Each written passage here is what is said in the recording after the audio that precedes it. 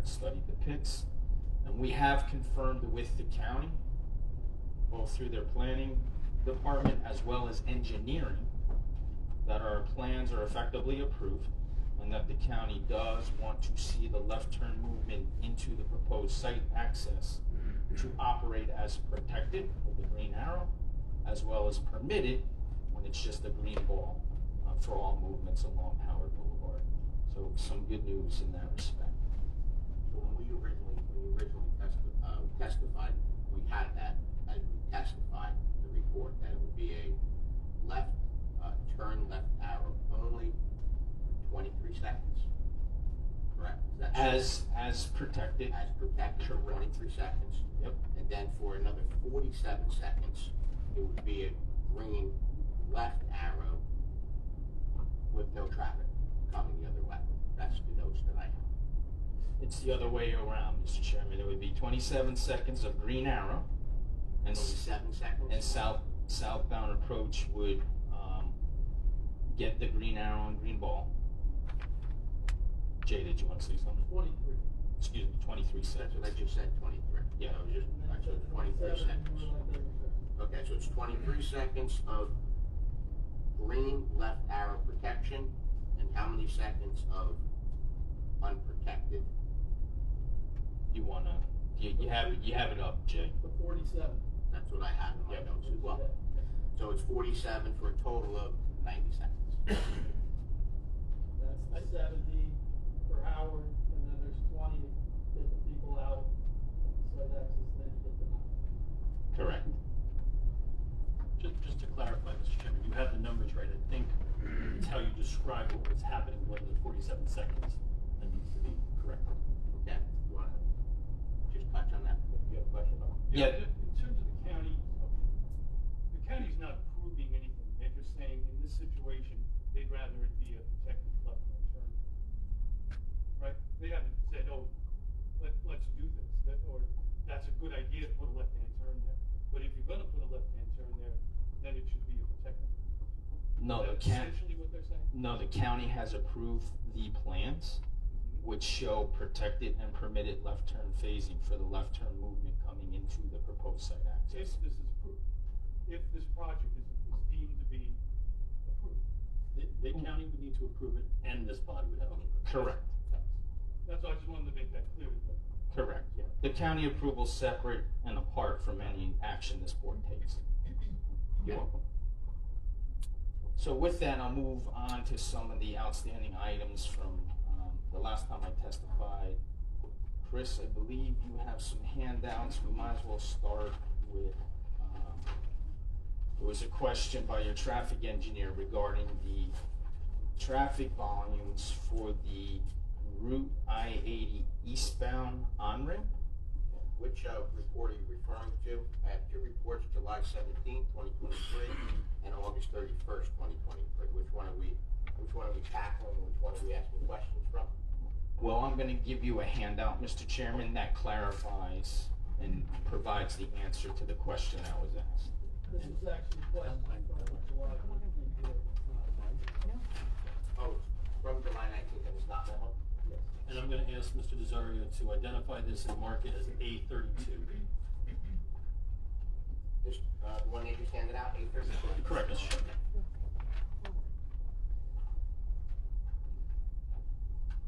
So Exhibit A32 is a figure entitled 2021 existing traffic volumes, bearing a date of December 2nd, 2022. Above that drawing title in red, there's the words added I-80 eastbound ramp counts.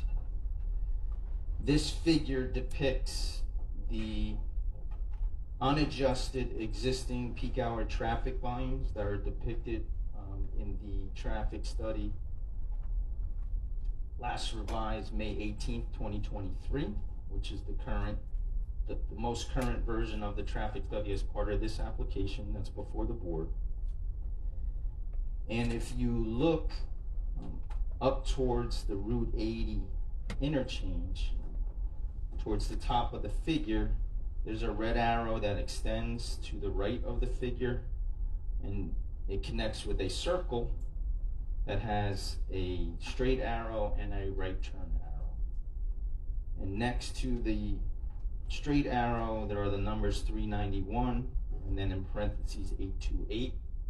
Those are the morning and evening peak hour volumes respectively. So the number next to the arrow not in the parentheses, is the morning peak hour volume. And the 828 in parentheses is the evening peak hour volume.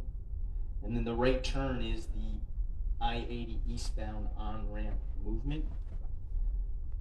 And it was 184 and 270 based on a traffic count that was done in September of 2021 at that ramp intersection with Howard Boulevard.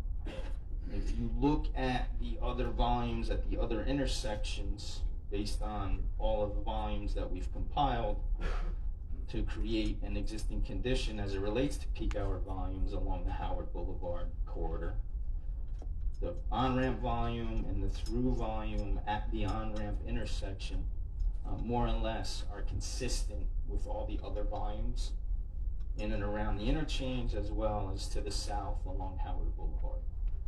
So there was a question about the northbound flow along Howard Boulevard, in particular in the morning, looking like it was artificially low.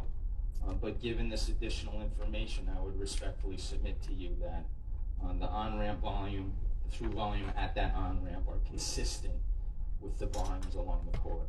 Could you just, for clarification, because I'm looking at this thing and I know it. Yep. And it's super confusing and you got it. So could you just go up to the board there, when you just described here and the off-turn movement that's going into the site, and what you described there, because I think it probably would have been better served if this was, each one was highlighted a different way.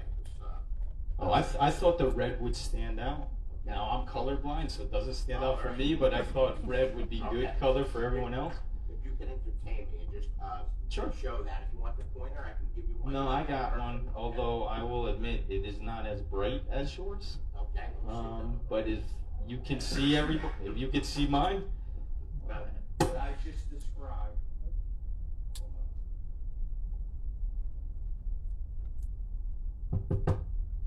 what I just described is this circle represents the through movement and the right turn movement onto the I-80 eastbound on-ramp to head east on I-80. There was a question about the traffic volumes in the morning heading north along Howard Boulevard through all the intersections. And the question that your traffic engineer had raised at the last hearing was, what is the on-ramp, so the eastbound I-80 on-ramp volume? So based on a count we did in 2021, I took those volumes at that ramp, so it's the ramp movement and the through movement at the ramp intersection with Howard Boulevard. So it's the two movements at the on-ramp, and these are the peak hour numbers. The numbers closest to the arrows are the morning peak hour volume. The numbers in the parentheses furthest from the arrows are the evening peak hour volumes. Yes, and if you look at those numbers at that ramp junction as they compare to the volumes at the westbound ramp intersection, or the volumes at the eastbound ramp intersection, or the volumes further south along Howard Boulevard, the volumes at the I-80 eastbound on-ramp are consistent with the other volumes along the Howard Boulevard corridor. So even though the northbound flow appears to be low, it is consistent with all the counts and the volume information that we gathered. Right? And I'm not touching the button, I promise you.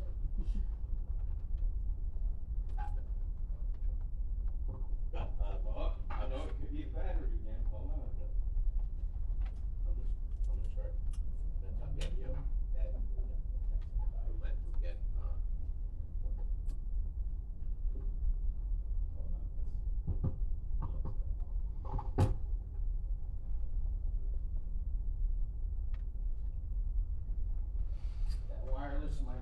been kind to me throughout these proceedings. Okay. Okay, you can just pause there. Vincent, can you ask your question, please?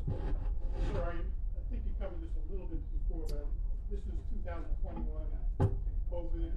I understand we're starting back in schools a little bit, but still the workplace was markedly different. I commuted during that time, and it was day and night from what was pre-COVID or since that time. How much of an adjustment should be made to those numbers based on existing traffic today? So those numbers are based on the count that we did in 2021. The overall volumes are a compilation of traffic volumes and traffic counts that we collected, as well as volumes that the state collected as part of their study for the interchange project in their traffic study. And their volumes were collected in 2018 and 2019 prior to COVID and even earlier. So what we did is we looked at the counts that we took, we looked at what the counts were that the state had, and we took the highest volumes between the two data sets to create a set of volumes that are the highest given what the state collected and what we collected. We then adjusted those volumes to make sure they agreed with each other between adjacent intersections. So we adjusted them up. So respectfully, I would submit to you, I think the volumes that we've collected represent not only conditions that existed pre-COVID, but current conditions as well. You're welcome. I have a question. If you look at the very top, I'm just checking the numbers. Hey, grab the mic. If you look at the very top of your spreadsheet, I'm looking at the cars going south on Howard Boulevard, you have 562, and you have 160 jumping on Route 80 west, correct? When you go from 562 to below Route 80, you drop to 462. I'm just wondering where the 100 vehicles went between that point and below Route 80, and then we're adding another 46 vehicles coming off of 80. So just to me, the numbers, where are those 100 vehicles going? And as I said, we took volumes from different, so we did counts, the state had their counts, we took volumes from each of the counts that were done. So they're not going to agree with each other, but in the traffic study that's part of the site plan application, we went from this figure and adjusted the volumes up to address those types of flow imbalances. So I use this figure, which are the unadjusted existing traffic volumes based on all the counts that we did or the state did, because that would provide the best comparison for discussions of, okay, what did the I-80 eastbound ramp numbers look like? But we adjusted from this figure in our study, we adjusted the traffic volumes higher to address any discrepancies between adjacent intersections, like you just suggested or identified. John? My question goes back to combined data, I'm sorry, John, I gotta get the mic up. Yeah, my question goes back to the data and how you combine years. So the question I have is simply, if I looked at those 3 years individually, pre-COVID, the pre-COVID period, the COVID period, and then you came up with an aggregate, would your number be higher than 2018 in traffic, or the same or lower? It would be higher because we took the highest So numbers. significantly higher? I haven't done that comparison, but I know it would be higher because we took the highest numbers from all the data that's been I think it's collected. important to note that because I'm just looking at some data on just employment in May of 2021. It's interesting when you just look at school employment. Over 5 million women who were employed in the school system were completely out of it, not going on the roads, not enrolled. When you look at the impact of school during that time period, it would tend to understate numbers quite a bit. And my concern is that that's getting lost in this. It sounds like you have acknowledged that. Am I hearing that right? I acknowledge that there's been differences in traffic volumes because of COVID. I submit to you respectfully, we've addressed any discrepancies that COVID may have created because we looked at data before COVID. We looked at data when schools were back in session as part of our count program.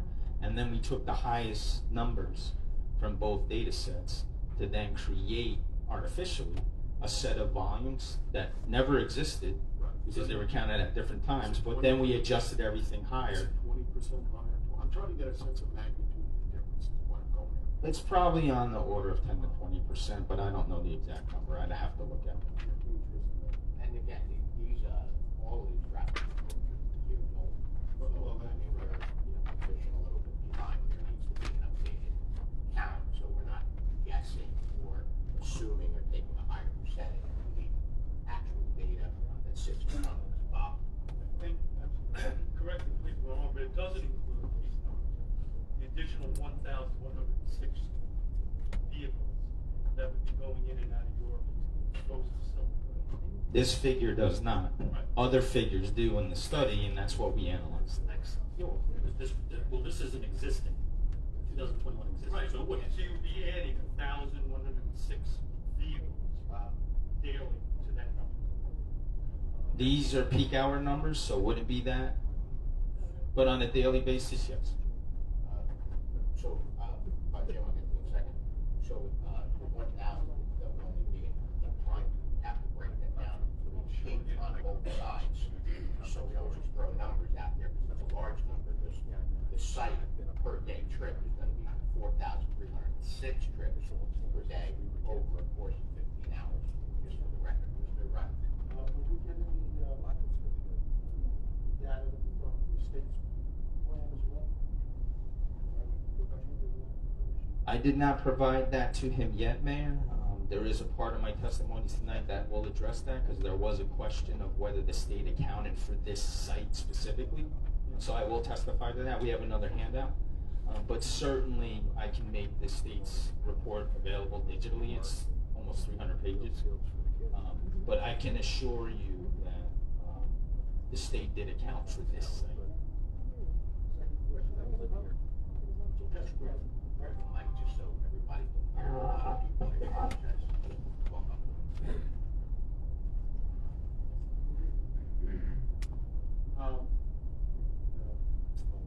I don't see does not include any last mile data this year. You're driving here, correct? Correct. And there's potential, the applicant has not agreed to not have last mile data, so they are not counted in your traffic study. That's my understanding, yes, sir.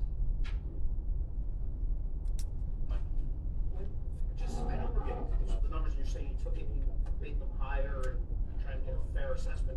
When I look at that park and ride driveway, how could those numbers possibly be accurate at all? I mean, you're showing one car, two cars turning in and out from coming towards Route 80, in the other direction, 4 to 6 cars. And when was that taken, where there was no, that lot has dozens and dozens of cars in it all the time? Never mind, people that you drop off at the train, goes in the park. So where did those numbers come from? What was that before that train station was even built? No, sir.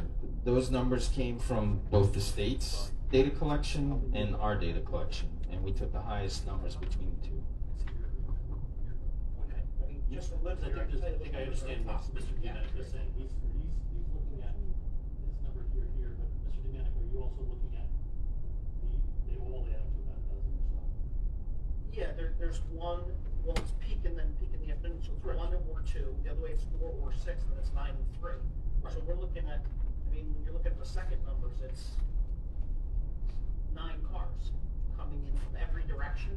There's never been a day where there's been 9 cars in that lot, except during COVID when nobody went anywhere, or before the train station was active. Just wanted to clarify the question. Just trying to figure out when those numbers came from, so they're wildly off compared to what we see today. And again, state's data, our data, and we took the highest of both data sets. But if they're off by that much, should we get some new data, maybe more recent data? I think we could get new data. I don't think it's going to vary significantly to the extent that it's going to change any of our conclusions, particularly because the interchange is going to undergo significant improvements by the state.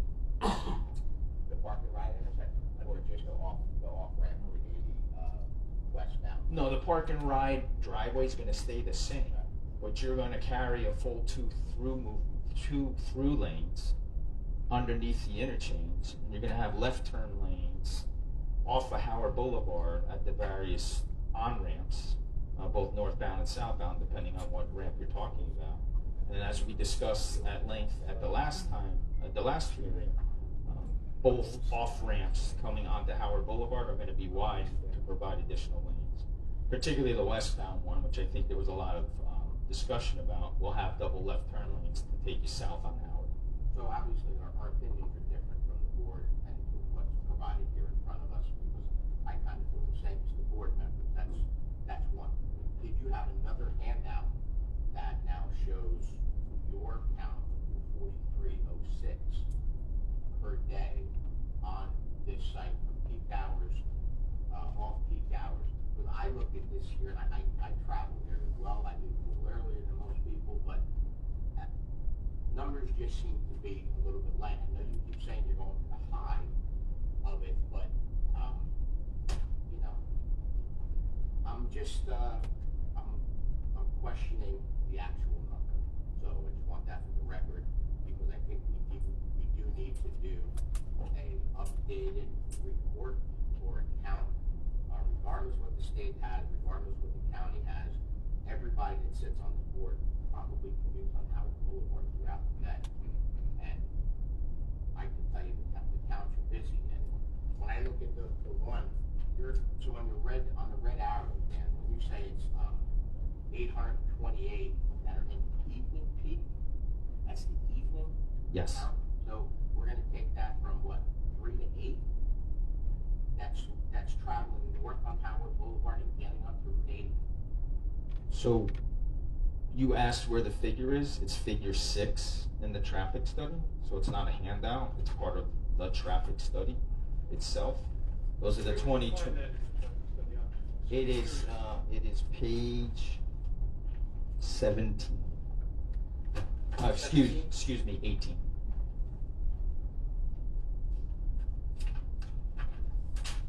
And that's the revised May 18th, 2023 study. Just back to, my comment about that, you're saying the factors aren't gonna change because they're doing all these, rebuilds and making it wider. You're talking about seeing a 1 and a 2 there. If that's off because it should be a 10 and a 20, and then you're saying, all right, it's off by 10 times, and then we're taking that multiple to bigger numbers of the 862 and 821, and we're multiplying those by factors, then it is significant. Now we know these numbers are only, okay, maybe it's not. By a long shot, because of how commute patterns have changed. The fact that my wife, as an example, she used to substitute teach. She doesn't anymore. COVID hit, she doesn't go to work anymore. She stopped. So commute patterns in our country have forever changed. That's why I think pre-COVID, when the state was doing all its data collection, is representative of what current conditions are. Now we can go out and do some test counts to see where we are compared to what we modeled. If that's something the board desires, just to have some edification that our numbers are still valid. We can do that if the board so chooses. We're gonna request that that's there, because I don't disagree with you that things have changed, but things are eventually gonna go back. We're gonna get rid of whatever it is. Things are gonna pick back up, and we have to plan for that as we go through. And the traffic studies that are there, which again I've said before, publicly open with the state. I mean, I've watched the state put in lots of things, and from the day they put them in, they fail. They just don't work. I could put examples, but it's not the time or place for that. So when we look at this site, and that goes for the county as well. Okay, current things they pulled today are already failed. They don't work. Mr. Reynolds? To that point, the work the state is doing on that interchange is not making this an A function at a level A service. It's probably still going to be a failed service coming off there, even with the 2 lanes. Right now, the traffic was backing up onto Route 8 with the 1 lane. So the 2 lanes is needed with current traffic. So when we start adding hundreds of vehicles to an hour, it's going to remain failed. And the state will not tell you anything different, trust me. I asked that question. So don't point to this as, this is the great savior for the traffic pattern coming off of Route 80, everything's nice and sweet, it's really not that big a deal, it's not. And the state, you know, obviously worked with us and our neighbor in Mount Arlington on that, when they're putting that study together. So it's not. Mr. Chairman, I might just suggest Shoot, that jump in. if we did do something in 2023, that we do it at the Park and Ride intersection to see if we pick up any more activity turning in and out of that train station. There's one morning number that seems out of balance even in the full build. Something's really high on the north side of 80 or really low at the Park and Ride, because the southbound flow is about 1,200 headed towards that Park and Ride, and then it's about 800 at the Park and Ride. Just that one morning balancing didn't quite work out, so maybe we could just check that one. If that's what the board desires, we could do that. Yeah, we obviously have to do it. You know what enters my mind is that, that you know you're coming in, we have this here, we know the size and the scope of what's here, and we're using data that we're hashing, we're wasting time on 5-year-old. I mean, you know what you're coming in for, and I'm saying, hey, Charlie, we did a report in April, September when school started. Here's the real data. Screw the state, screw the county. Give me facts from you in the book. And it's like we're washing it in the washing machine and bumping it all together. You're coming in for a humongous application with counts of 4,306 trips counts per day just into your site on top of the data that's there. And we're trying to like just wash it through. Am I off? I mean, You're not. Why wouldn't we take the approach to do something last September before we started this? Why weren't we proactive that we're wasting time here on, and every board member saying 5-year-old stuff and trying to take percentages and hypotheticals? It just seems silly to me. Your response? Well, I take issue with your characterization of all the work we put into this. Listen, you put a lot of work. And I think with anything, you're always assessing the difference between what happens with the development and without the development. And I've sat here and tested. Hold on, Mr. Chairman. With all due respect, let me respond. Forget the development. Let me respond. May I? Sure. Thank you. And what I've submitted to you, we've identified and estimated how much traffic we think this development's going to generate. You can disagree with it all you want. The fact is, the amount of traffic this development's going to generate as a warehouse development, as proposed before you in front of this board, is not significant. Let me add to that. I've provided to this board empirical data that we've collected that show actual warehouses generating less traffic than we've identified in this study. You've asked for updated volumes, we will provide them to you. Okay, can you answer the question, when you come into an application of this size, of this magnitude, with the application, without the application, why would you come in with data that's 5 years old? With all due respect, Mr. Chairman, the original report was done in August of last year. That's why. I'm looking at, Mr. Riley? Yeah. Two questions. Sure. One is, just following up on Mr. Troutman, I would like to see numbers also on the exit off of Route 80 onto Howard Boulevard South. You're showing 379 right now, and I know that backs up every night, so I can't imagine putting additional tractor trailers on Route 80, but that's a number I would like to double check. So just so I hear you clearly. Say that again, please. The 379 coming off of Route 80 in peak hour PM. So westbound off ramp. Got it. Okay. So I would tend to look at that number and know that that's backing up onto 80. But my second question is, and it kind of goes to what you had just mentioned about putting your numbers together. You never stated who the tenant will be because you just don't know. So you don't really know how many trucks there's going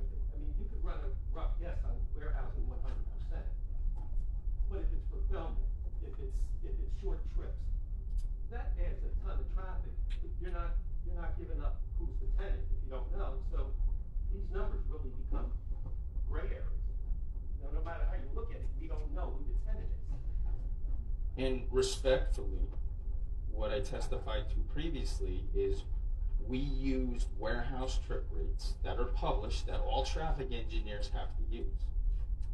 The trip rates that we used is land use 150 in the ITE trip generation manual, which is traditional warehousing, which is dependent upon more human labor than what modern warehouses depend on. I also submitted to this board respectfully that traditional warehouses typically generate more traffic in terms of truck traffic than modern warehouses generate. I then provided to this board and your professionals empirical data that we collected at 3 warehouse sites in New Jersey, which proved that point, that the numbers we are using to estimate the amount of traffic in terms of cars and trucks in this report and the data we collected at 3 other warehouse sites in New Jersey, those warehouses generated less traffic than what these trip rates would otherwise suggest. What type of warehouses were those, and is that what's going to happen here? I testified to it there. Those warehouses had outdoor furniture business. It had a HVAC supply business. It had third-party logistics companies in them. So it was a cross-section of typical tenant types. Yes, this applicant currently doesn't know the specific tenants that would occupy these buildings. So we're held to using published data, and all I've submitted to this board is that the published data, in my opinion, overestimates how much traffic you could typically and reasonably expect this development to generate. I just have a question, because you keep mentioning this empirical data. So these are 3 sites, like a single 24-hour period for each site, right? Yes. So what's the statistical significance of that? Not much, right? I mean, if you have 3 data points over one 24-hour period apiece, you're not talking about the type of data that goes into creating the ITE data. These are anecdotal evidence. But they're not anecdotal, they're empirical, and you supplement what we collected with what ITE has published. Well, if something doesn't have statistical significance, it's anecdotal, whether it's empirical or not. Most of the counts that comprise the ITE database were single-day counts. But I mean, they're counts over a much larger database of facilities than just 3. And ITE suggests collecting local empirical data to supplement their published national data, which is exactly what we did. All right, but you still haven't answered my question. What is, statistically, what's the significance of this? I don't know the answer, I'm not a mathematician. Oh, okay. So it can have very little statistical significance. Or it can have great statistical Well, you just don't significance. know. I don't. You don't. Okay. That's why I deal with averages. Okay. What was the square footage of the 3 warehouses that you did the report on? Hold on one sec, Mr. Chairman.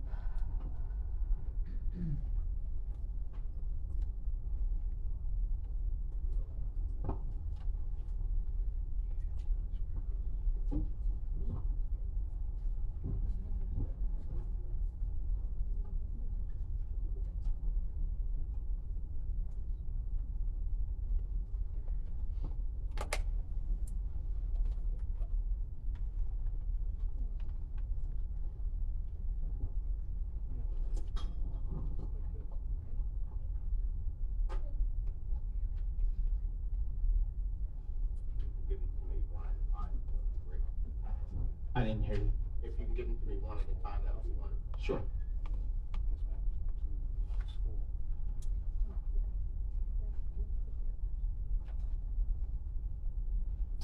So Mansfield, New Jersey down southern New Jersey. 2 warehouses, total 959,368. So 959,368 feet. Total of 144 docks between the 2 buildings. One building was 710,368 square feet. Repeat that, 710, 368. 368, And the other one was 249,000. 249,000. In these calculations, are the vans that are cars and not trucks, are they counted? Everything is counted. Vans If there were vans generated, yes. as cars or as trucks? Vans are typically cars. Last mile. Yeah. They're counted as cars. They have 4 tires. So what are we talking about? We're talking about cars, total trips, or just trucks? And so in other words, are the vans that are being characterized as cars counted in the truck counts? No. Okay, thank you. You're welcome. Do you want to know the other 2 sites, Mr. Yes, Chairman? Yes, sir. So that site consists of 959, 710, and 249 Yes. in Mansville, all the way down to, that's Mansville, right? Yes. Okay. That's $144. Yes. Okay. Florence, Yes. 1 warehouse building, 528000, 93 loading docks. Okay. Third location, Florence? Florence again. No. Oh, did you say third location? Oh, I'm sorry. I thought you said. only have one in Florence, right? Yeah, I thought you said their location Oh, and I'm you wanted sorry, the yeah, street Florence. address. Yep. That was in Florence. Yep. And then Burlington, And then Burlington. 1 warehouse, 208 290 $38.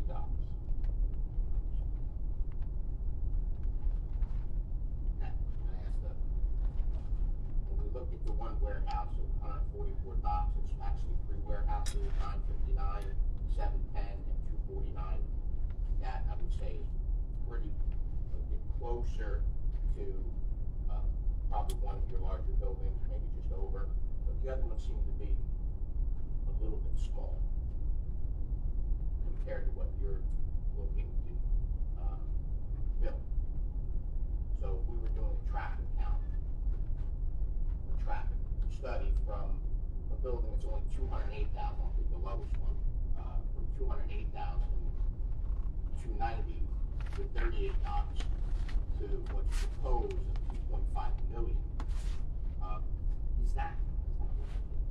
Yes. It is. That's why we developed trip rates per square foot of building area. So the trip count is per square foot, trip count, and each model is different. A warehouse 150, or last mile, as everybody refers to, or a storage facility, a wicker place, something like that. That's all of those work that way in the trip count calculation. To establish or calculate a trip rate so that you can estimate how much traffic a building will generate. Trip rates typically for warehouses are a trip per square foot of building area. And actually they're a trip per 1,000 square feet of building area. So every 1,000 square feet, 1 truck will leave, 1 truck comes in.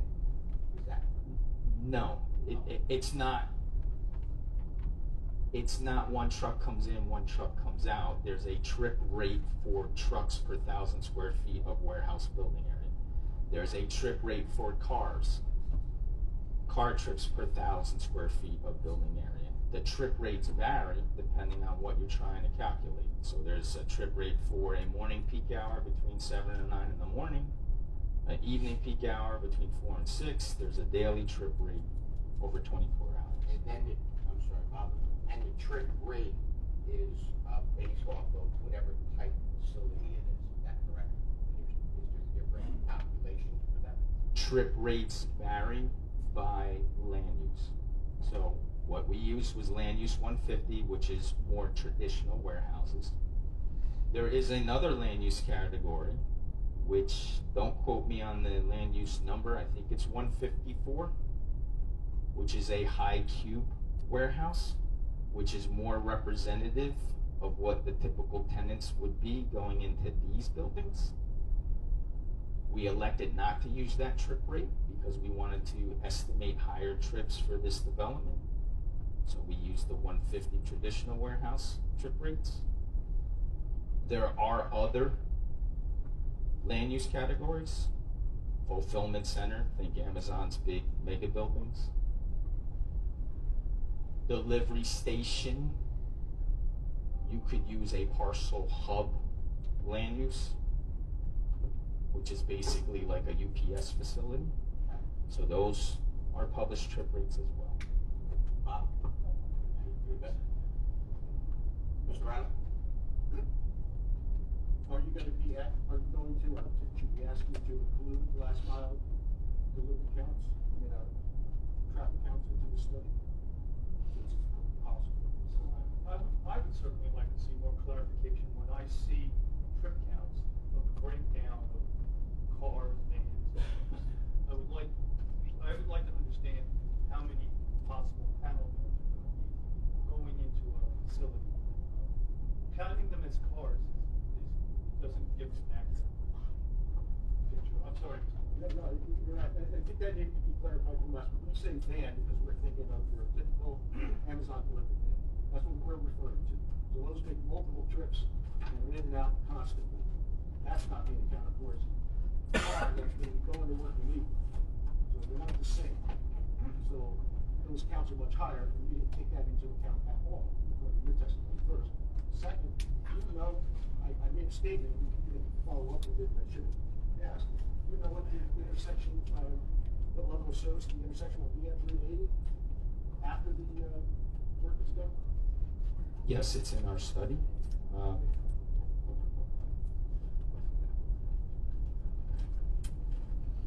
What's the level of service now?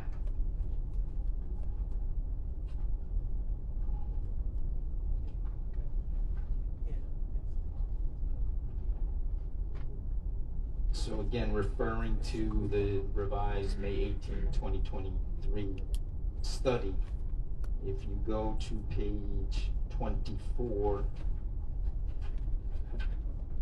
that identifies the levels of service, both with and without the proposed development before the board, but with the improvements to the interchange. So the 80 westbound and Howard Boulevard ramps under the build condition, meaning with this development and the improvements that the state is proposing, overall it's a B and a C, AM and PM respectively. On the westbound, C is in cap for the overall intersection. The westbound approach, which is that off ramp with the double lefts in the future, it'll be C as in cap. Where's the Howard Boulevard, Route 80, eastbound off-ramp park? Why do you include the park and ride driveway with that off-bound, with the Route 80? Why is that the park and ride driveway? Because it's opposite the eastbound off-ramp. So the second intersection down from that table 4 it's the Howard Boulevard and Interstate 80 eastbound off-ramp / park and ride driveway.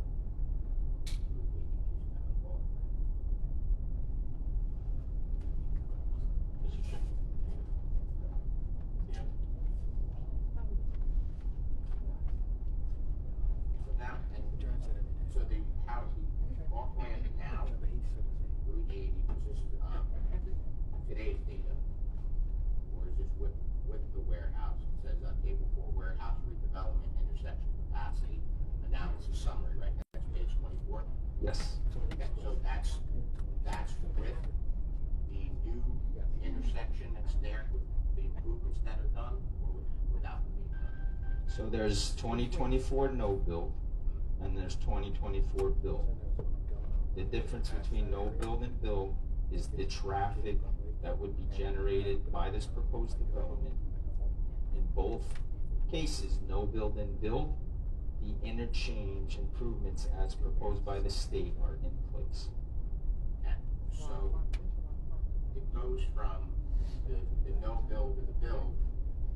If I'm looking at this right, it's C 34.5 or C 34.0 AM and PM, which shows C intersection, and then after the build, it shows 37, it shows D intersection. Am I reading this right? What you just quoted, I'm not following what line it's on. I'll highlight it here, and I just want to get that. And you're looking at the May 18th report, correct? I'm looking at page 24. Of the May 18th report. No, of your traffic study. Of the May 18th report, okay, got it. So 3 lines down from the top? Yeah. Okay.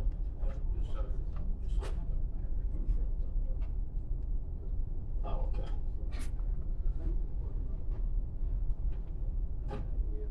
So you're looking at the southbound left turn movement, Mr. Chairman, at the Howard Boulevard and Route 80 eastbound off-ramp and park and ride intersection. So that movement in the morning, no builds 34.5, level of service C, and it goes to 37 seconds average delay per vehicle and a level of service D. No build to build. But that's built, then how does it go down to 8? How does it? Because we're adding traffic to that So intersection. That's what was I was clarifying before, when I was trying to get out. I said, we do a project in the state and county, we all use their wonderful numbers, and we're already at failed intersection. The statement I made before, which is exactly what I'm looking at here as far as the intersection, and that's with your build out being done on hypothetical numbers. So A D is not a failing condition, Mr. Chairman. what is the failed? F is a failing condition. Okay, so D is a, so if you're sitting at the traffic light now for 34 seconds, or no build, or whatever it is now. Yep. It would increase your time to 37, and it's a very low grade, we'll call it. It's not an A intersection, it's not even a B intersection, we'll call it, because it's at the bottom. It's starting at a C of 34.5 seconds, average delay per vehicle, and this development would increase the average delay per vehicle by 2.5 seconds. Bobby had a question when Bob was up. Well, it just, this information though conflicts with the somehow implying that the federal government's gonna change that intersection and that's gonna help your traffic. It's not. It was never intended that way. It barely improves that intersection. Just so you understand, the no-build numbers include the improvements to the interchange. So we can do, if the board would like to see it, we can do a no-build analysis without those interchange improvements. Those operations would be a lot different than what's depicted in this table. I'm talking about with your data included, with your data included. So those are the build numbers. You look at every intersection around the 80 interchange. Overall, they're all B's and C's. Got it, thanks. You're welcome. Mr. Riley was next. You're done. Go ahead. Question back to the map. My concern, I know Route 80 is like the end all be all in this whole traffic stuff. My concern is the alternate ways that truckers are gonna get to this site. If I look at US Route 46, first of all, Route 80 is bumper to bumper every morning going east. So if I'm a trucker, I'm gonna get off at 46, and I'm gonna come down, and I'm gonna make a left on 46 and a left on Howard Boulevard. Right now, this study says that 426 peak hour cars in 1 hour in the morning making that left-hand turn. So how am I gonna handle tractor trailers coming off 46 because they don't wanna stand in bumper traffic to get to this warehouse? We're not looking at alternate ways to get to the site, and that's important because we have one county road in town, we have 46, and we have Route 10. Those are the 3 ways that we're gonna get to this warehouse aside from Route 80. I don't see trucks staying on Route 80, getting on Route 80 at night or in the morning, and coming off Route 80, and that's it. And that's basically what a lot of this analysis is based on, is everybody's gonna come off 80 and get on 80. I don't believe that at all. And as I testified to in previous meetings, morning peak hour, 25 trucks, round numbers. But I'm still looking at 426, making that left-hand turn on that analysis, which will be wrong. But again, 25 trucks in the morning peak hour. If you want to say half of them come up 46, okay, that's 13 trucks. It's 1 every 4 minutes. It's 1 every 4 minutes. I respectfully submit to you, that's not going to have a significant impact on whatever intersections they traverse to get to that site. It's just not.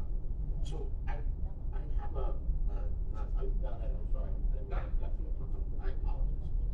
So I have, when you get numbers stuck in your head, and we're talk about 25 tractor trailers or whatever it may be.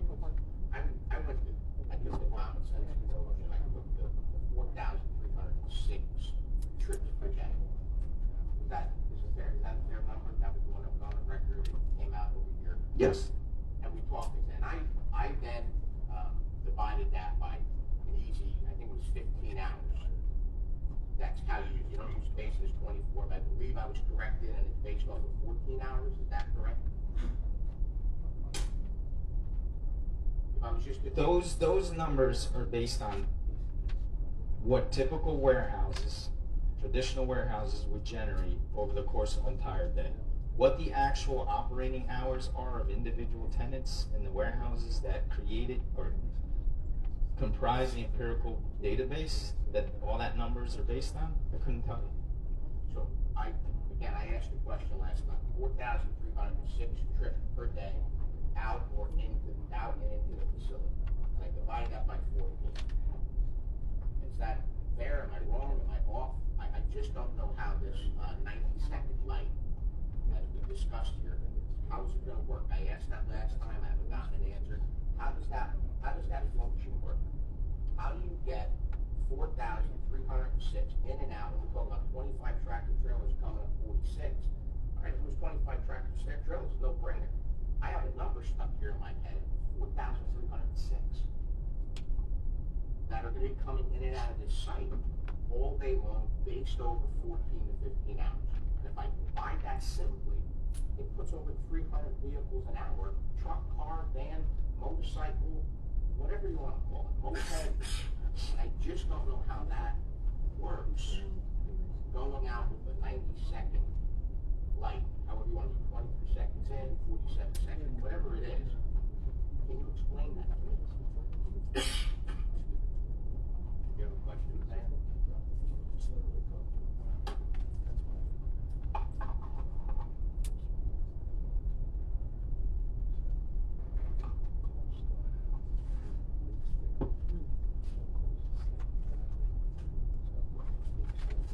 I can't do math in my head. Like my brain is old and tired. So I did the calculator. So, and again, 287 cars, just round it off, whatever it may be, plus or minus. So let's just be clear. Round numbers, 2,155 vehicles would come into the site over the course of an entire day. You want to take that number and divide it by 14? That's 154 vehicles coming in per hour. What we modeled, hold on, what we modeled in the morning is 350 vehicles coming in.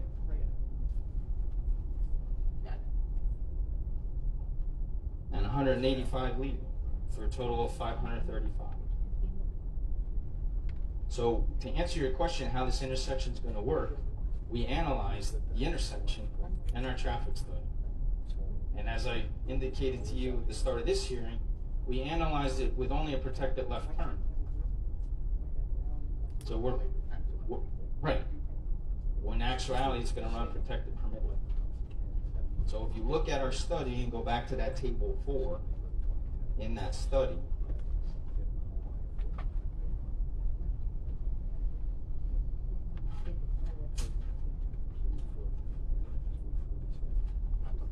so page 25, Howard Boulevard and site driveway, build condition, signalized intersection, protected only left turns, not even including the permitted side of the left turn operation.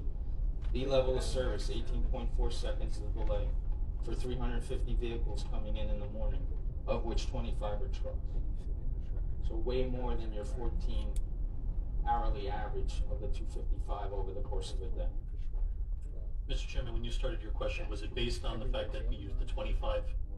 We're talking about, because that wasn't all, that was just from that one direction.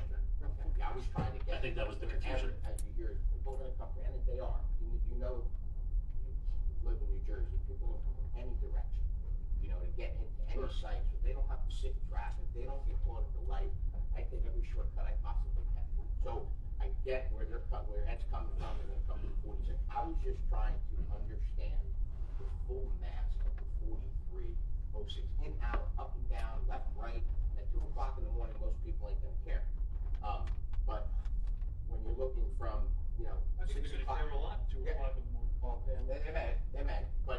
6 a.m. in the morning or 3 o'clock in the afternoon trying to get off Route 80. I sit at the Howard Boulevard light right now. If I get off over there at 4 o'clock, it's 3 cycles. I sit there for 3. I'm parked on Route 80, and the trucks are over there, not even tractor trailers, dump trucks that are going across the street from you. I sit there for 3 cycles. I look at that as a fail intersection. I don't know. Maybe I'm wrong. Again. If you're sitting there for 3 cycles, I agree with you. That's that failing operation. And the state's gonna double the left turn capacity of the 80 westbound off ramp by 100%. Right, so I was just trying to understand, that was your question, the full gross number of the 43, how it worked. Now, I'm looking at your data, it's back and forth, it's a lot to digest. Ed, do you have a question? Yes, and it pertains to that left-hand turn. How many 53-foot tractor trailers can make that left-hand turn on the green arrow and on green? Now, once it turns green, cars are going north, correct? How many tractor trailers can you expect to make that turn? Because we're not dealing with cars hitting their gas. I mean, how many can you make a turn in one cycle? And we talked about this last hearing, but so I did some research. It was 9 seconds for a tractor trailer to turn from a stop. Wow, there's a big boat right there. Yeah. But Ed, I think he's a goner now. Yeah, you headed towards me. I think he's on the carpet. So 9 seconds to make the left turn from a complete stop. 53-foot tractor trailer. Yes? Yep. So, that counts, to his point, it's taking 3 cycles with very few trucks. So him doubling it and adding trucks is not necessarily.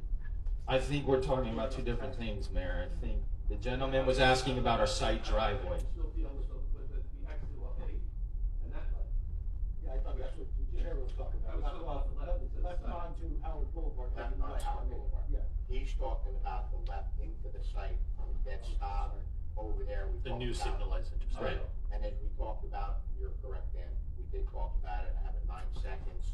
You know, the guy's not looking at his phone, whatever it may be, how many can we get through? How many are gonna queue up in the lane for the light, so on and so forth, which I was gonna ask that question, but 2 different scenarios. Yeah, I Correct. was the same when you were, and I did see that for years and years. We would be optimistic if you saw just a dump truck, one dump truck, we'd be like, oh my God. Yes. Now we're gonna get tractor trailers, we double the capacity, we're so slowing that traffic down so greatly, that it's gonna have an impact. And if they're saying it's level service C now, or maybe a D. Well, yeah, and the data shows, and I'm gonna get Mr. Trotman, in a second, but it's going to be a D intersection, after the build out of the double lane with potential site approval, will be at that D intersection, which, it's not failing, but. Mr. Chairman, Mr. Riley just said it's a C now. It's not. That's, again, that C is representative of after the intersection improvements, not what the current conditions are. I think, and again, correct me if I'm wrong, but precisely what happens is, after the state gets done, if you add your trucks back, it simply goes back to being a D. In other words, whatever improvement, you testified to that a few minutes ago. Whatever the improvement is goes away after your trucks are introduced. No, that's incorrect. How is that? Because in the table, the no build condition includes the improvements that the state is making at the interchange. He's going under the assumption that the project is approved for 2.5 million square feet of traffic, and not getting the interchange done, it would be. And along those lines, Mayor, even if this project were not done without the improvements at the interchange, the operations would be worse than what's in table 4 If the improvements were not done. by the state. Okay. Which we could have, look, I could have been disingenuous and said, all right, no build 2024 without the state's improvements, and then 2024 build with our development and the improvements the state's making. I think that would be very disingenuous to submit it in that form. So we said, okay, what's the interchange improvements look like? No build without our development, and build with our development. I think that's a more fair comparison and helps the board and the public to understand the relative difference in operations with this project if this board were inclined to Yeah, approve I it. can't let this go, but there is no real improvement. Once you add your trucks in, it remains at the D intersection. It starts at the D intersection, it ends at the D intersection, when you include your trucks. Yes or no? Yes? I think the question is, what is the current level of service of that intersection? And I don't have that because we didn't analyze that. Mr. Councilman, what I will submit to you is there's an increase in delay attributed to the traffic associated with this development. Thanks. That's it. It's hard to do. You talk about being not When he said that, he disingenuous. said about 2.5 seconds, 3 times. Oh, minutes ago. Well, I guess I didn't hear. Thank you. You're welcome. And did you have a question? So, okay, So you mentioned, and distinguished fulfillment centers, delivery stations, and parcel hubs, which apparently have different ITE codes associated with them, correct? Yes. So, are those substantially more, generative of traffic than the, 150 figures that you used in your projections? Fulfillment centers, yes. Parcel hub, I'm not sure, but I believe it is. And delivery station? That would be parcel hub. That's- The ITE doesn't have a delivery station land use. The closest thing to that type of operation is the parcel hub land use. Yeah, and I just need to clarify, because I think what you did, so when you say fulfillment center, was that the code that you believed was 154? that was It's- IQ. That was high Q. Correct. And that's less than what we just. Yes. But the way I hear your testimony is that the fulfillment center would actually be larger numbers, greater numbers than what you. And let me just clarify for the record what a fulfillment center is in this context. It's like an Amazon 1,000,000 square foot building, multiple stories. I understood the applicant to say that they are not ruling out fulfillment centers. Possible. The testimony that was provided is that the design of the project is such that it would not lend itself to that, but they were not willing to impose a condition against those future uses. So That they're designed as traditional warehouses, which is what the analysis was done. well, Let me, just so it's clear. They're designed to be high cube warehouses that are single story, essentially ground floor operations. And I don't know what the clear height is inside, but it's probably at least 28 foot.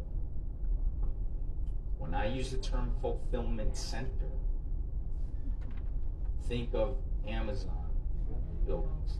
Amazon fulfillment centers are multiple story, 100-foot high, multiple mezzanines inside. Right now, the plan that's before this board does not include any buildings that are of that kind. well, I understand the way you use the term fulfillment center, but how does ITE use it? I mean, ITE has a classification for this, and you say that classification generates more traffic than what you use. The ITE classification, that land use, is based on counts done at fulfillment centers that Amazon has that I just described to you. Multiple story buildings, 100-foot and higher. Those types of buildings don't exist on this plan right now.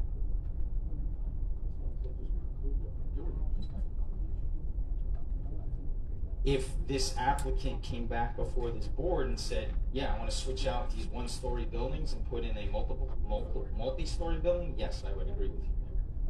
But to get to prime real estate, they might be willing to work in something more spread out. We're still gonna have more square footage to work with. You can't sit here and testify when Amazon would do. I can't tell you what Amazon would or would not do, but what I can tell you is I know what the Amazon fulfillment centers are because I've worked on probably 300 of them. And right now, none of the buildings on this site are Amazon fulfillment centers. Then there can be absolutely no problem committing to not allowing that kind of operation. That's for the applicant to decide. Like, you've restricted it to Amazon fulfillment centers. the category of fulfillment centers is not restricted to Amazon. Agreed.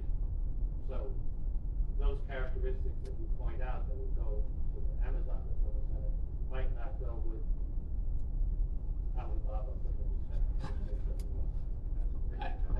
I don't know. Or Walmart, yeah. So, but it would still go back to the fact that they are fulfillment centers and the ITE code would anticipate higher traffic. Yes. So I'm gonna just move back a little bit, and, just for the record, I recognize the work you did. I was, we classified that before. But when you talked about gathering stuff from the state and the county, they were all on it, how come you didn't, or how come they maybe didn't offer to you these 80 off ramp from 80 west on Howard Boulevard?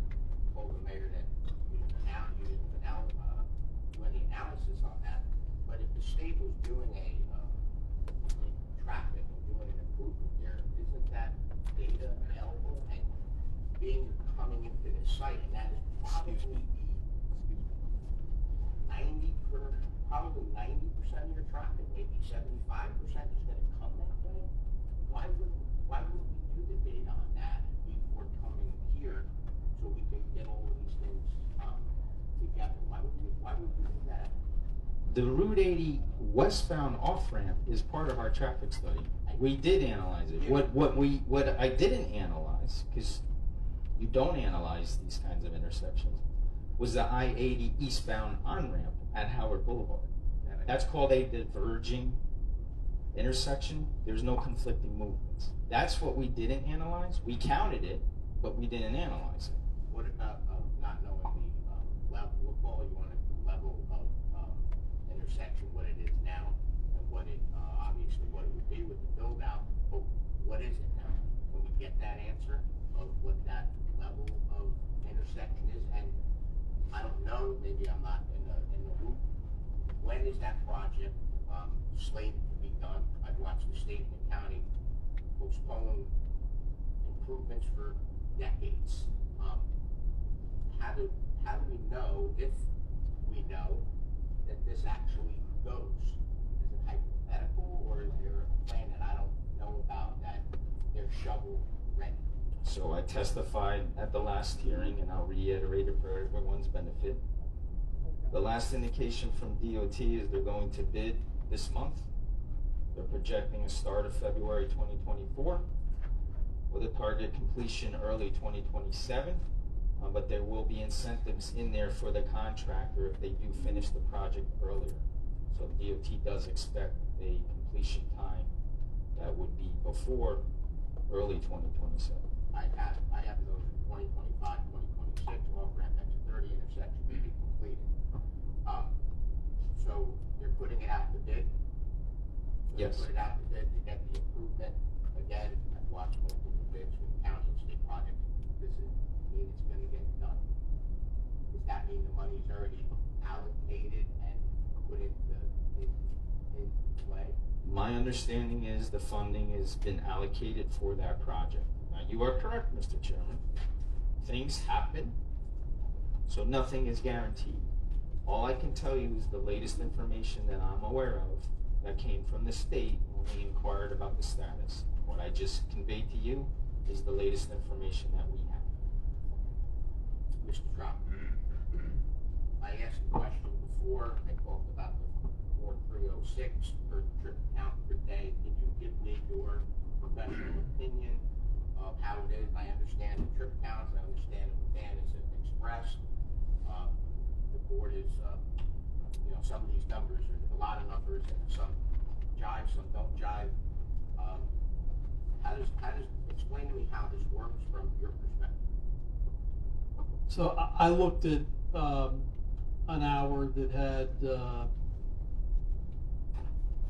387 total trips that I found just from a time of day analysis.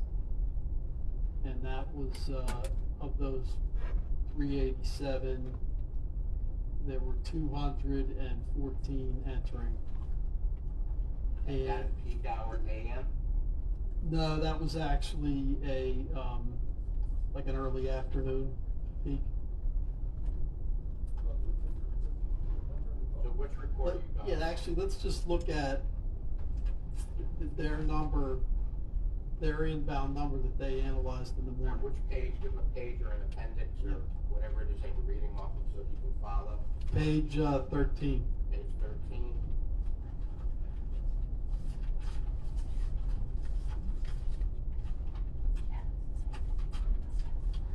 And that's dated which day?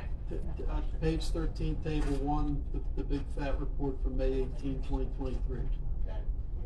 Shoot, I got it. So you got 348 inbound to the site, some of which would be coming from the south on Howard Boulevard, but let's just put them all in the left turn lane. So if you had 40 cycles of that light per hour, you could end up with like nine cars per cycle basically hitting that left turn lane if they all came Okay, is that from that cars? direction. Or So- vehicles. Oh, so you're doing passengers, you're looking at trucks, you're looking Yes. at 348. So it's 9, you're looking at 9 per cycle to get through the traffic light? Yes. Is that, so if I take 9 seconds and I divide that into the 23 with the northbound traffic coming at Howard Boulevard at whatever rate that is, what's my backup down Howard Boulevard with the 348 with this, because it's a timed light, so it should be a very quick mathematical figure that tells me how many things are going to be queued up on Howard Boulevard trying to turn into that site either from north, south, east, west, whichever one it is. Right, so that's an overload situation, I think, based on the traffic, if they had that 9 per cycle, but let's go with that. The left turn, depending on what the mix of the vehicles is, you could probably just about store that volume. Some of it would arrive on a green ball or a green arrow and be moving, others would be stopped on a red.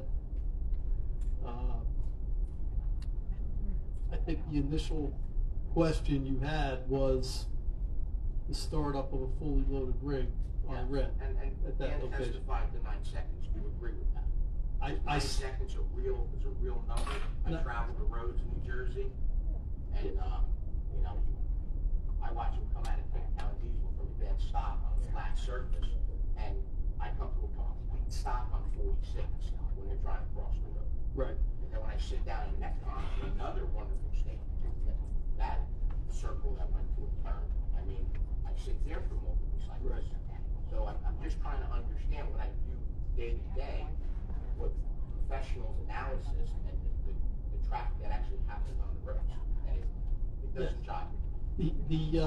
The 9 seconds comes from a civil engineering publication, the American Association of State Highway and Transportation Officials. That's the adjusted time gap for a tractor trailer to make a left. For sight distance purposes, they allow 9. So I would put that as the floor of what it would take. If that does take into account grade, and it does take into account the extra lane they have to cross because they're turning across 2 lanes. What it wouldn't take into account, I think, is the not extreme, but the high-end example of a fully loaded rig that might encounter some startup lost time or some time to accelerate into a 15-mile-an-hour turning speed. So you could add a few seconds for that, and I have actually, the best way to do it is actually go time one. And I did have a chance, not an exact situation, I did have a chance to time a few of these turns, and some of the fully loaded situations would go 10 to 12. So you can get a 10 to 12 on the high end.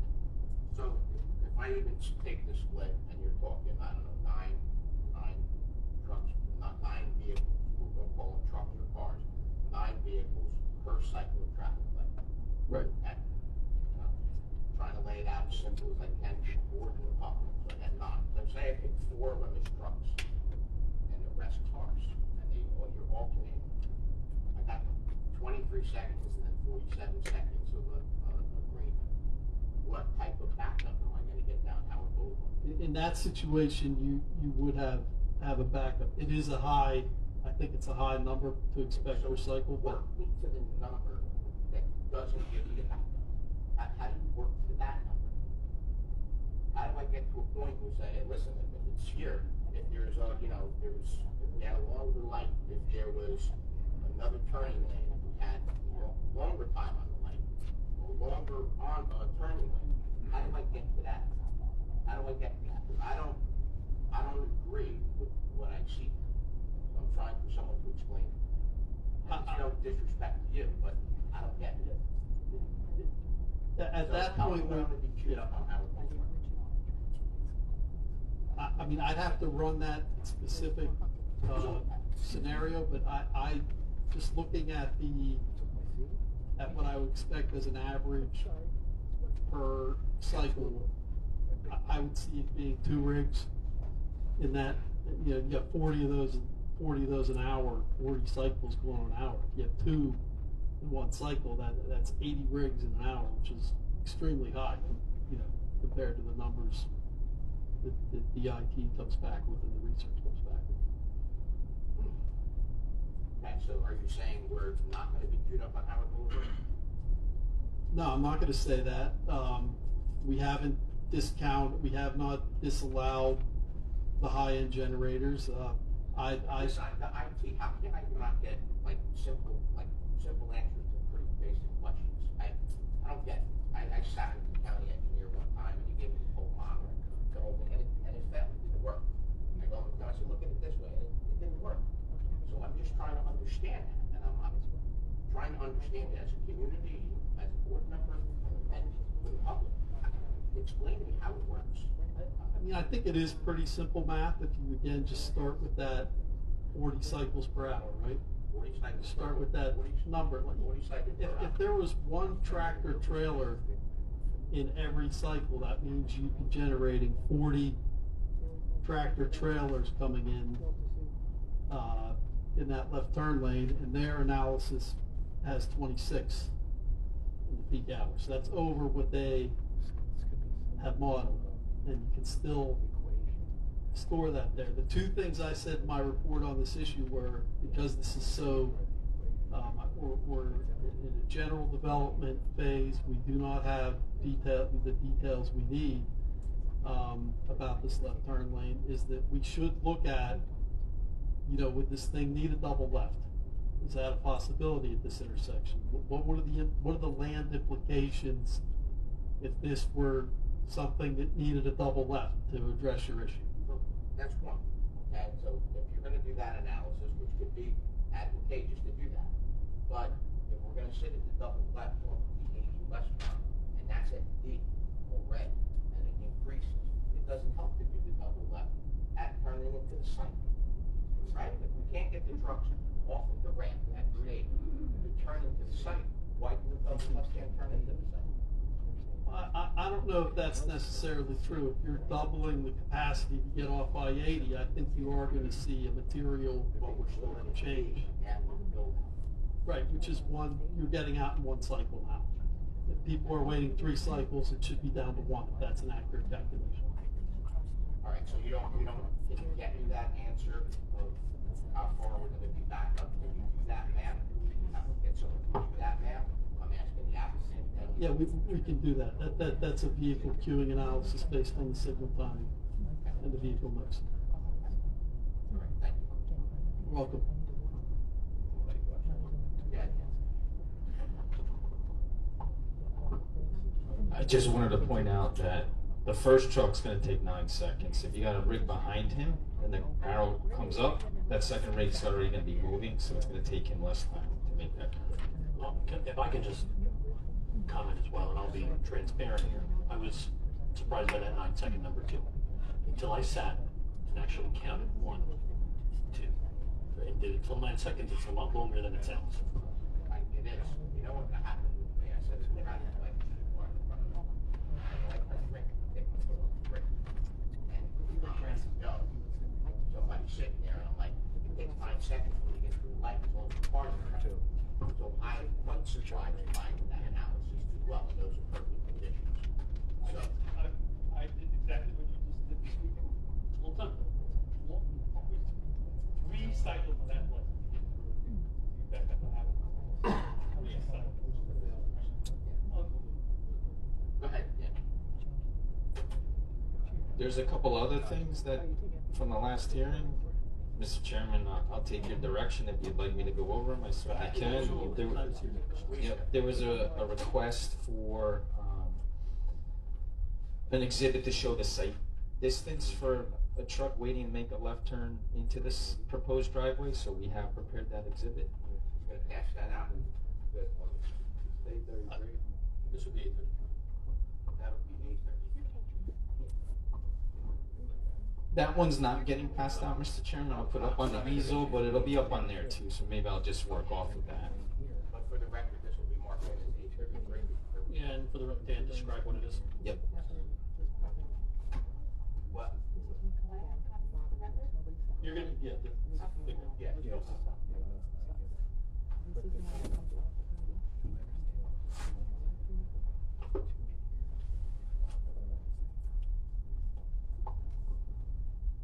So A33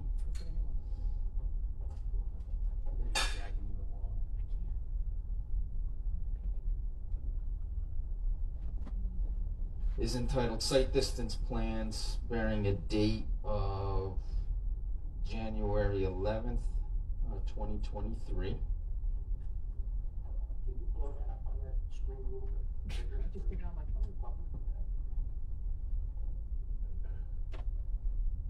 Good. Can everybody see that?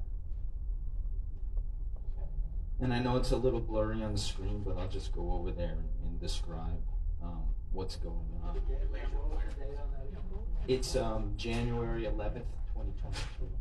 1/11/23.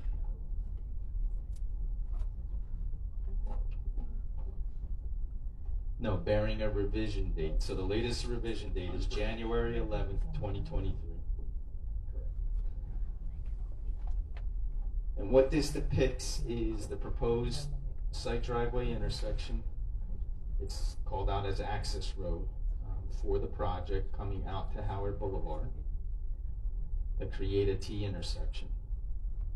Up on the top of that exhibit is basically looking at the proposed intersection in plan view. And underneath that plan view is a profile of Howard Boulevard. Both the existing ground, which is kind of faint on this display, and then the proposed topography is this darker line here. And Explain what's that bumps in the middle? that's the profile of the actual road. So as you come, and I'll call it north, so as you come north, there we go. As you're coming southbound, so from the north, southbound on Howard Boulevard, and you get to the proposed left turn lane, this is starting on the right side of the profile view. This is the ground as proposed along Howard Boulevard. So when you're looking further south past our driveway, today there's a hump in the road. We're proposing to lower that hump, and this is the proposed profile of that road. To the right of the profile view is where a truck would be sitting at the left turn lane, right here in plan view. And that truck would have to look across and to the south to see traffic that's coming northbound on Howard Boulevard. That's what this profile diagram on the bottom of the figure shows. It's basically this dashed line is the trucker's sight line. So from their eyes, they'd be looking along this line to the south along Howard Boulevard for traffic that's coming northbound on Howard Boulevard.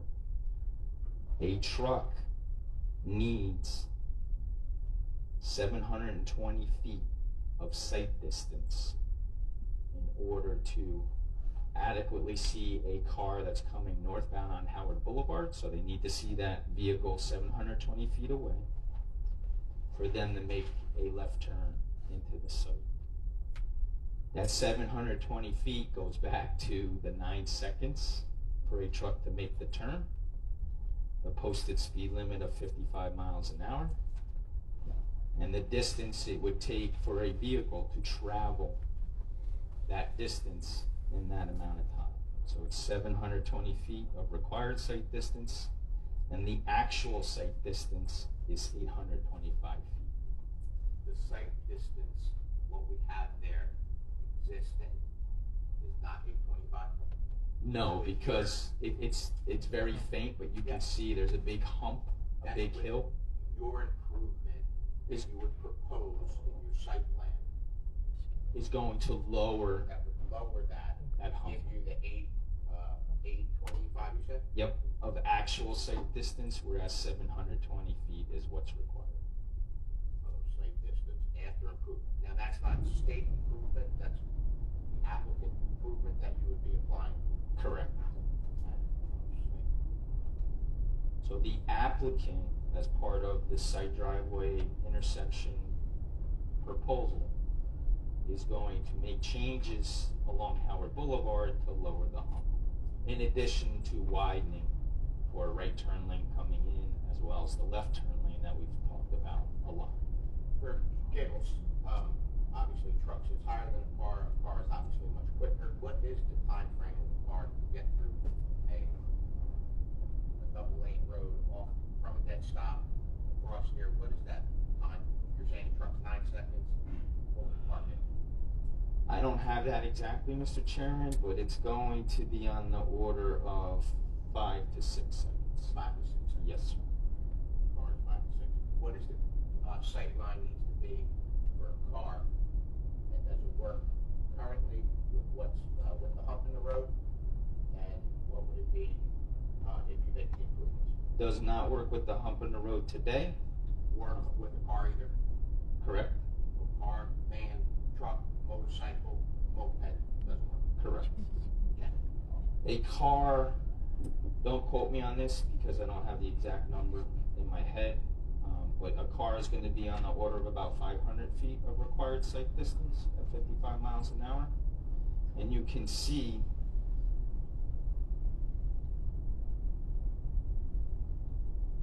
this little notch right here is about 500 feet away from where the site, the left turn lane stop bar is going to be, so a car will have more than adequate sight distance.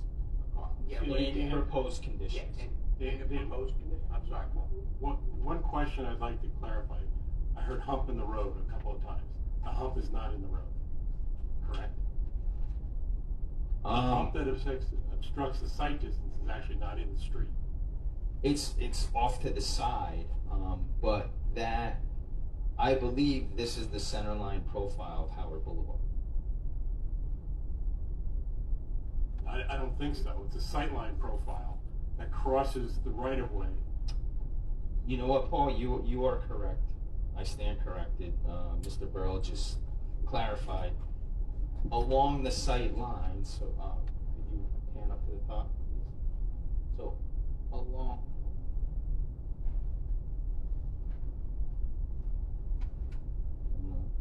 I might have just ran out of battery on my pointers. Oh, thank you. Dirty. That one's pretty bright, so don't think it'll light Yeah, up. I was gonna say, wow.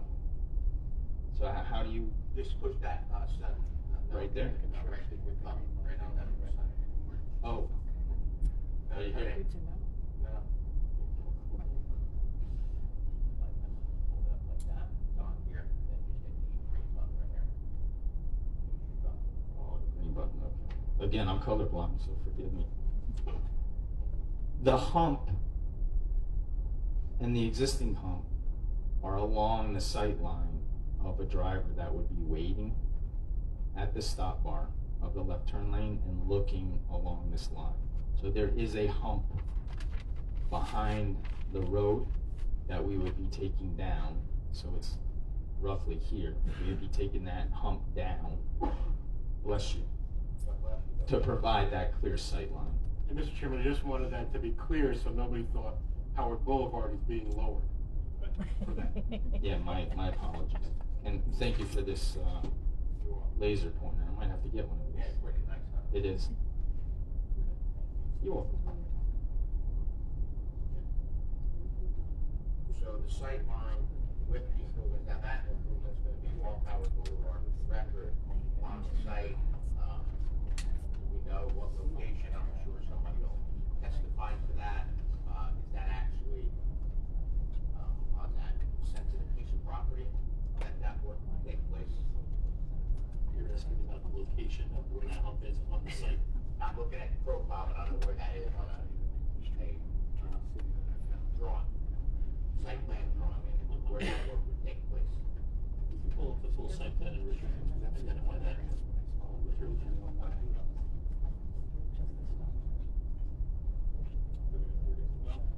Yes. And then the last thing for this evening. Oh, I'm sorry. Yeah. Sure. Yeah, please. I was going to, but yeah, we'll have to. Well, we've got the diagram of the site. The question is, coming out of the site, the requested site, what stops tractor trailers from making a left turn onto Howard Boulevard and heading towards the town? Nothing right now, but as I indicated at a previous hearing, we'll work with your professionals to come up with an appropriate measures to control trucks from making a left turn out. Could be one of those, I forget what they call them, one of those bars with the weights that hang down, I forget what they're called. It could be a combination of signing and striping plus one of those things, but you know, we would work with your professionals. But the applicant has put on the record prohibition of trucks making a left turn out of the site. Sir, I just want to make sure I understand the second. Basically, if I'm a trucker, and I see a vehicle that says it'd be 720, if I see a vehicle 720 feet away from northbound, I should not make that left-hand turn. You should not. And if I'm in a vehicle, a car, I see a vehicle coming northbound, 500 feet away, I should not try to make a left-hand turn, correct? Yes. Now, I think it's just by one line said there's a dedicated green arrow that's 27 seconds. Great. Or 23 seconds, I'm sorry, 23 seconds.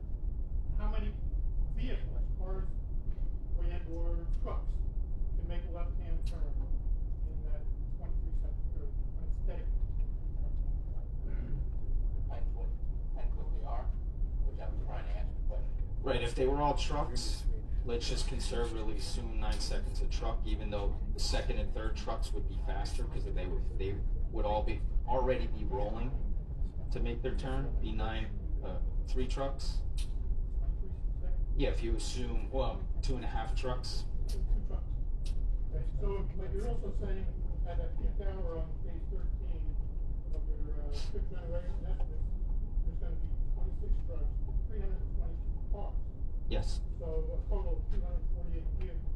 Using total vehicle numbers, how many vehicles do you think can get through on a cycle? Whether the trucks or cars, you've got a total of 348 vehicles, and you have green light, but if you see somebody coming 800 feet away, you're not supposed to be making a turn. Or if you're in a car, you see somebody 500 feet away, you're not supposed to make a turn. So with the northbound traffic going to peak hour, which is considerable, how many total vehicles can make a turn in that 70 seconds?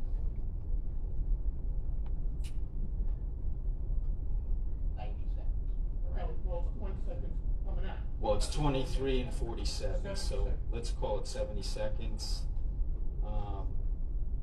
Again, we'd have to analyze it, but just on average, 14 to 15 vehicles. 14, 15, traffic coming the other way. Yes. And what do you base it on? Just an average number of vehicles, so 5 seconds for a car and 9 seconds for a truck, divided into 7.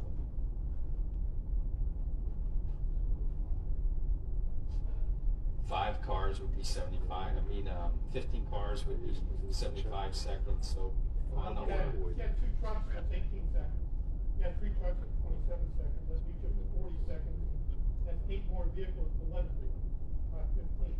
But again, truck number 2 and truck number 3, if they were all together and they arrived at the same time and they get the green arrow, truck number 2 and 3 are going to turn their turn a lot faster than truck number 1. But you're assuming there's no traffic coming during that green light. During the green arrow, that's correct.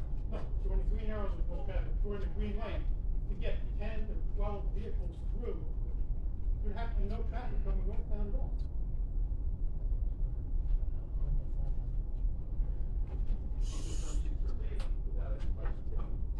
No, because we analyze. Let's back up, because we get into the discussion and we stray away from the fact that we did the analysis.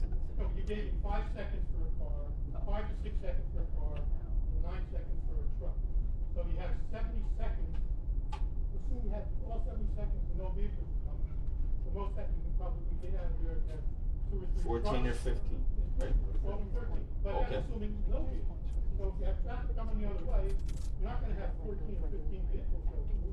How many can you get through? But there will be times where there are no vehicles coming, and then more than 2 or 3 cars could make the turn when there's a gap. So what says there's no vehicles coming northbound? The way the methodology works, it assumes random arrivals of all vehicles on all approaches. Based on those random arrivals, we've done the analysis. It's part of the record. The maximum queue in the morning that we've identified is 168 feet, I believe, whereas we're proposing 250-foot left turn. Would you agree the greatest number of vehicles that you could turn probably 14 to 15, assuming there is no northbound traffic?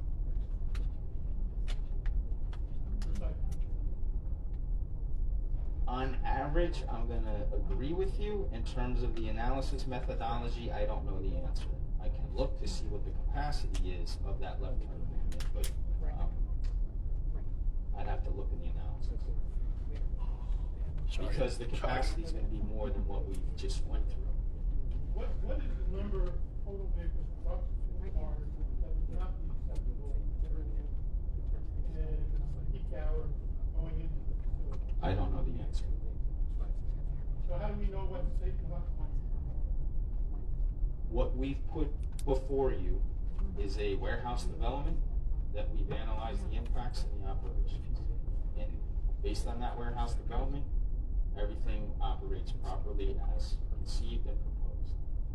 If the board wanted to see something where we do a sensitivity analysis to see how much traffic can be processed through the proposed site driveway intersection, and specifically with the left turn lane, we could do that exercise.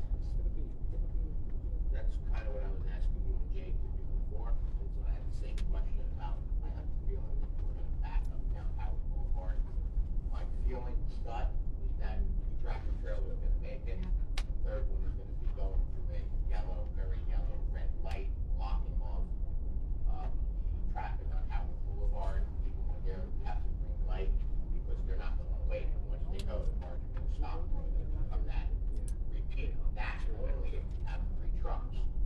Now, car slams your brakes on, truck comes back to a stop, it's going to be a redundant method of trying to make that left-hand turn into the site.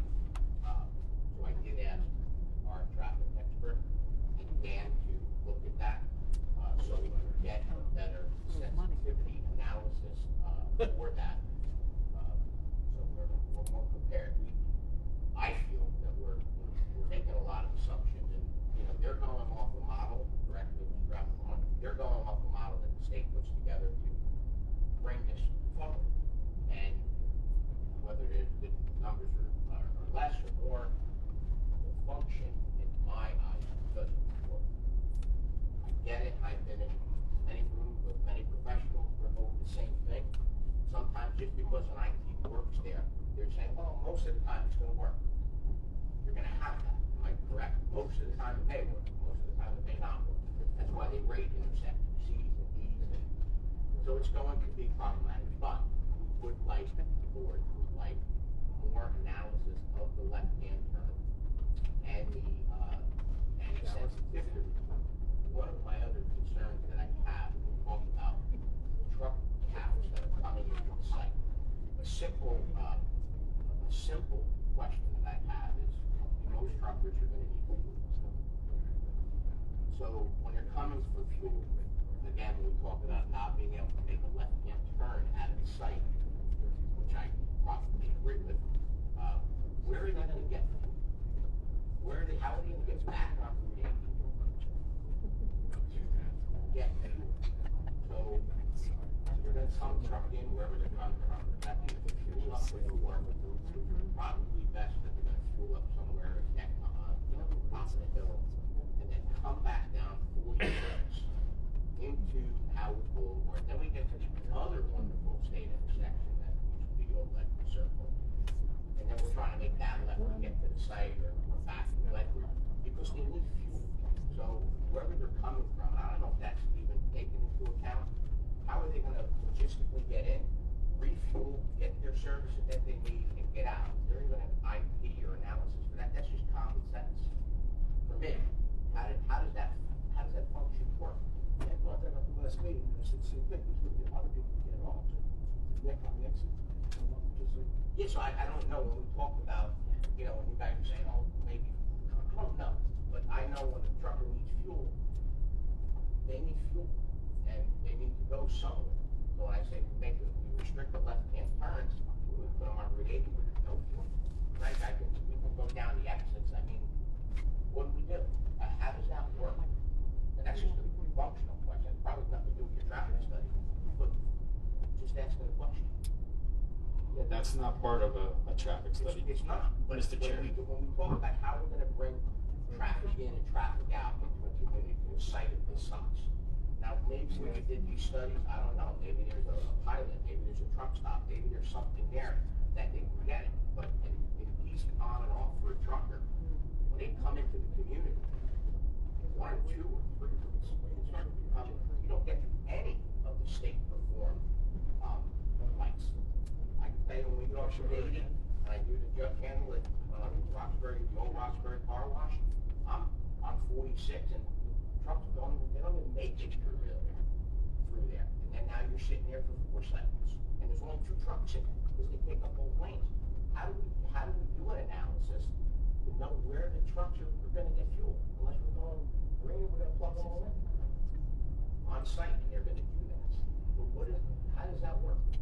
How do I get to that? It's not part of our study, obviously. I get it, it's just a question. Where it belongs is wherever diesel is sold and truckers can access wherever those diesel locations are. Whatever those facilities are, as part of the evaluation for those facilities is when truck traffic and where it comes from and goes to relative to those facilities would have been evaluated. So if I evaluate just where diesel sold in Roxbury, then that's where the site's going. And I look, okay, try to get trucks in there. Most of our, like one or two in our entire town, I would actually accept trucks, which puts traffic in a totally different direction than what we're all trying to accommodate here, 80 east, 80 west. With that limitation, I would imagine and conceive that the trucks associated with this development would seek to fuel somewhere else, probably along the Route 80 corridor coming to or from the site. That was just a question, so I'll put that to you to do a little research to hopefully get me some type of an answer. Go ahead. I forgot where we were, Mr. Chairman, but No problem. there's another handout coming your way. Which is now 833 or 34? This will be 34. Let me just write that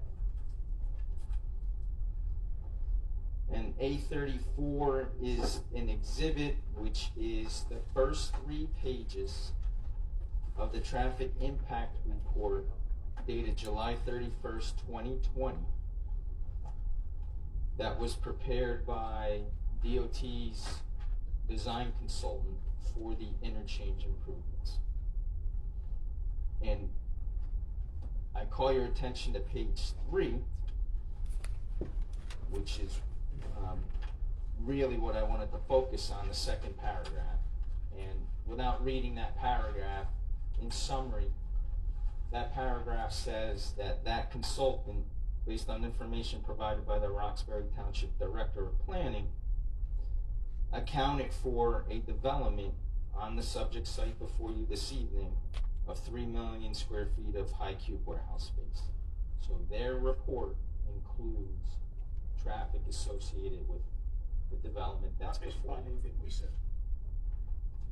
Mayor, I'm only reading what's in the DOT report. They cite that the Roxbury Planning Director had indicated to them that this site was potentially going to be redeveloped, and they accounted for 3 million feet on this site. I'd like to get some testimony on that, because I'm not buying that, because we never took that position, we've just never given any direction to make that And it's decision. completely inconsistent with our own. I believe there was a proposal made at that time for such a development. It wasn't like the township endorsed it, but I think it was something that had been proposed. Well, this applicant did submit something. Because I did see some correspondence about that going back a number of years. Let's just be clear, that the import of this is not what was said or what was brought, it was just that they considered. The way it was just brought up is, yeah. No, the way it was just presented by the witness was in response to a question from last hearing where it was, did DOT consider this in their traffic studies? This is in response to demonstrate that yes, this report did consider this application. Well, it was suggesting that It wasn't this application. And if you want, I've seen that correspondence, and I don't have it with me, but I could deduce it. It was a proposal for this site, but it wasn't your. No, it was, they considered more square footage than is being More than, applied. yes, more than yours. Correct. It wasn't something that the town was, or the planning director was endorsing, it was just. Nobody's suggesting that. And again, That's not the way it came out.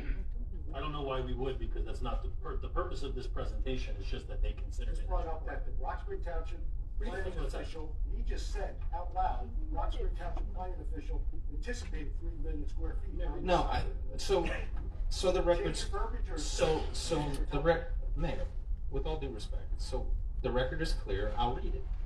And again, the intention here is, the question was asked, and I had testified at the previous hearing, DOT included development of this site in their interchange evaluation. So all I'm doing is provide. This doesn't improve the intersection when you add your trucks back in. But all I'm doing with this exhibit is answering the question that was asked. So for the record, so it's clear, based on the latest information provided by the Roxbury Township Director of Planning, that's not saying the township endorses or not endorse.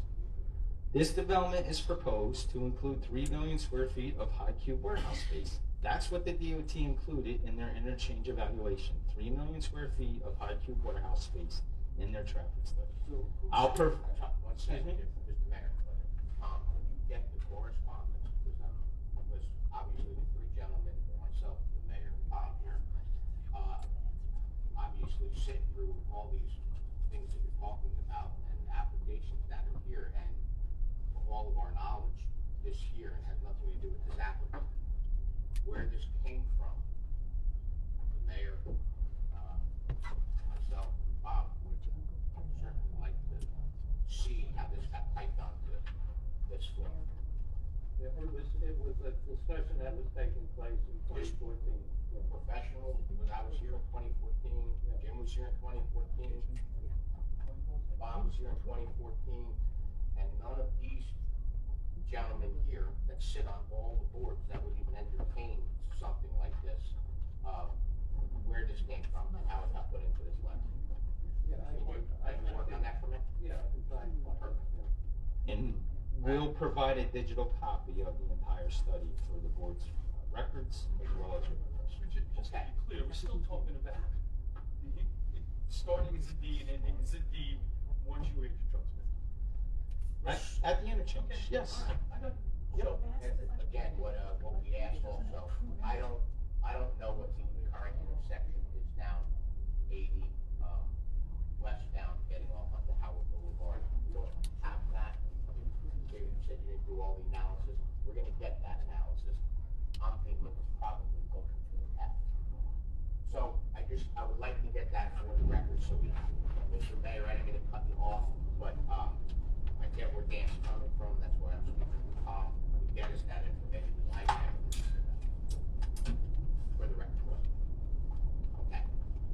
And that concludes. I'm sorry. Oh, I'm sorry. Question. Go So, ahead.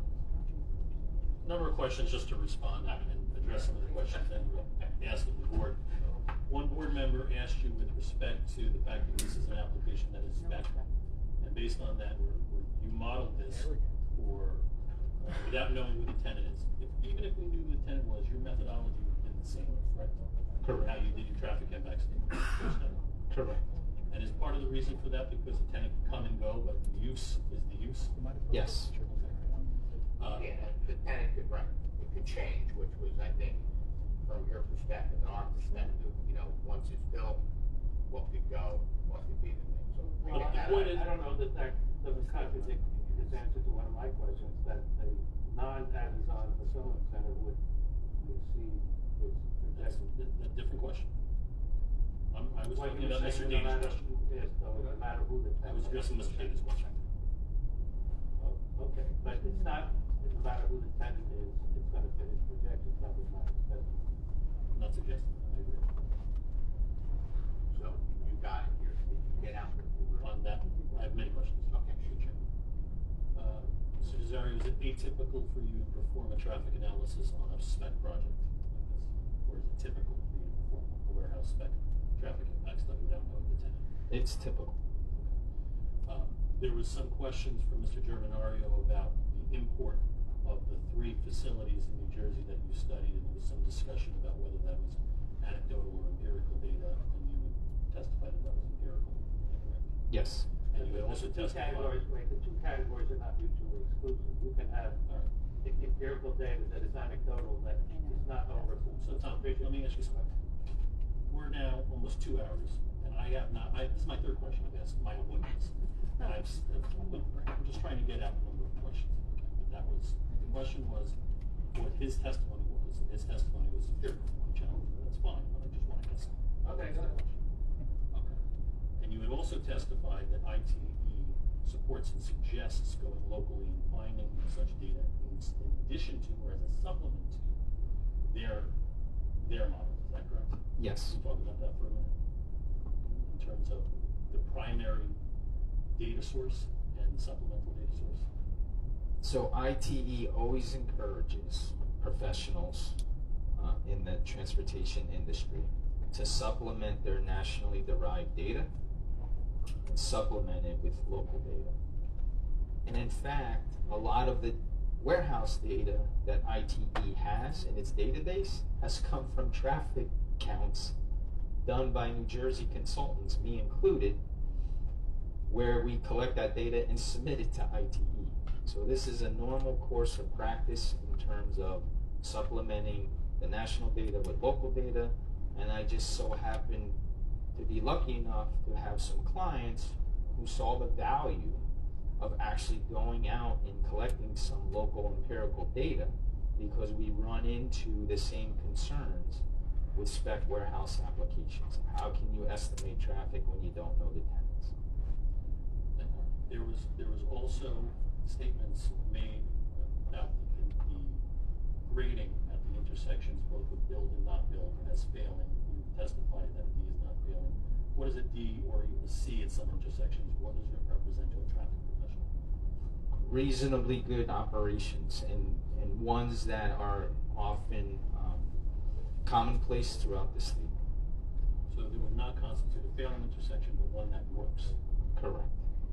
There was commentary regarding those intersections resulting in bumper-to-bumper traffic because of a 2.5-second increase based on a build. Would you agree with that assessment? That would result in bumper-to-bumper traffic? No. Would you agree with one of the board members, I can't remember which one,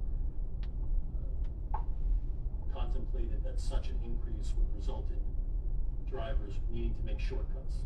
Would you agree with that assessment? No. You're not an attorney, correct? I am not. You're not a professional planner? No. You were not asked by Hartz to provide any expert opinion on the zoning for the subject property and what constitutes a warehouse under the ordinance? Is that correct? I was not correct. Your traffic impact statement or study contemplated the use of the warehouse buildings as Hartz anticipated that they would be used, consistent with the testimony that was provided by Mr. Radican as a traditional warehouse. Is that correct? Yes. Okay. You cannot give any legal or planning opinion on whether a delivery station is permitted in the zone or or fulfillment center or any other type of warehouse. That is correct. That's all I have, Mr. Chairman.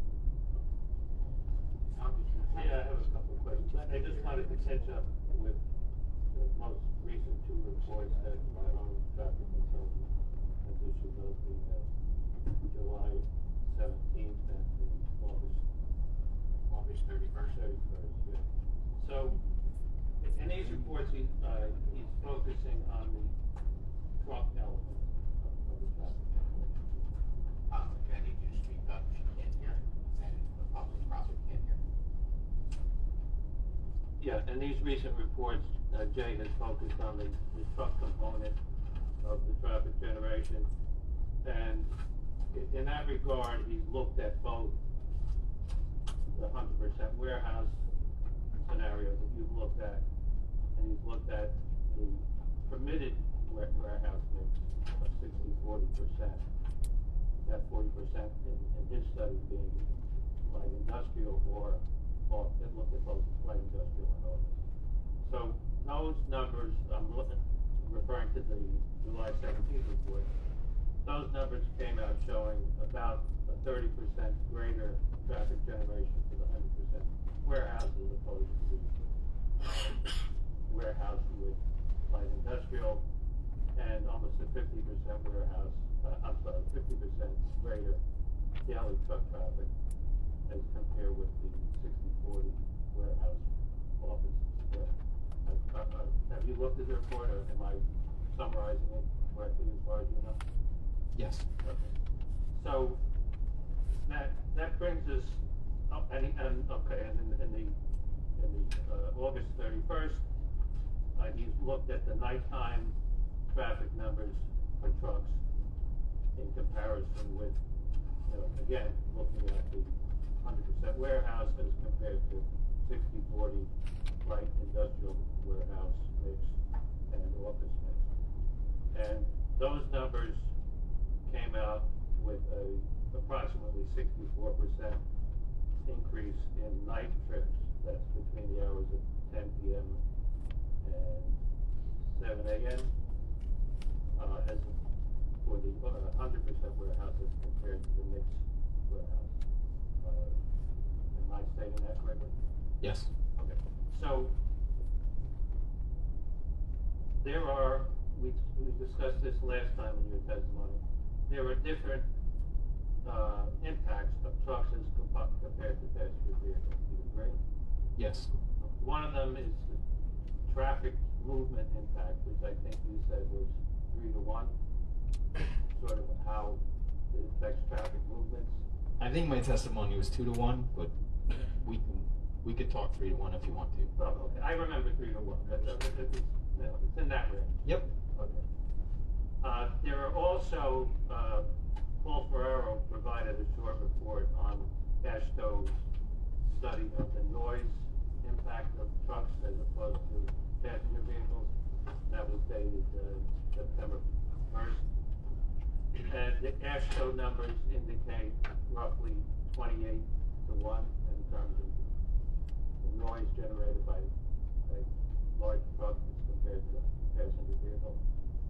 Do you have any familiarity with that aspect of the impact? I do not.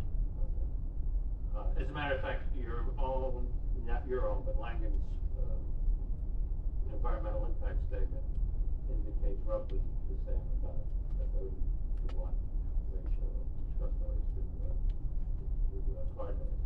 So your analysis in terms of traffic projections, when you say what the impact of this is going to be, doesn't focus on the dominance of night traffic in the form of trucks. It doesn't focus on the noise generation of trucks as compared to cars. That's not part of your analysis. No.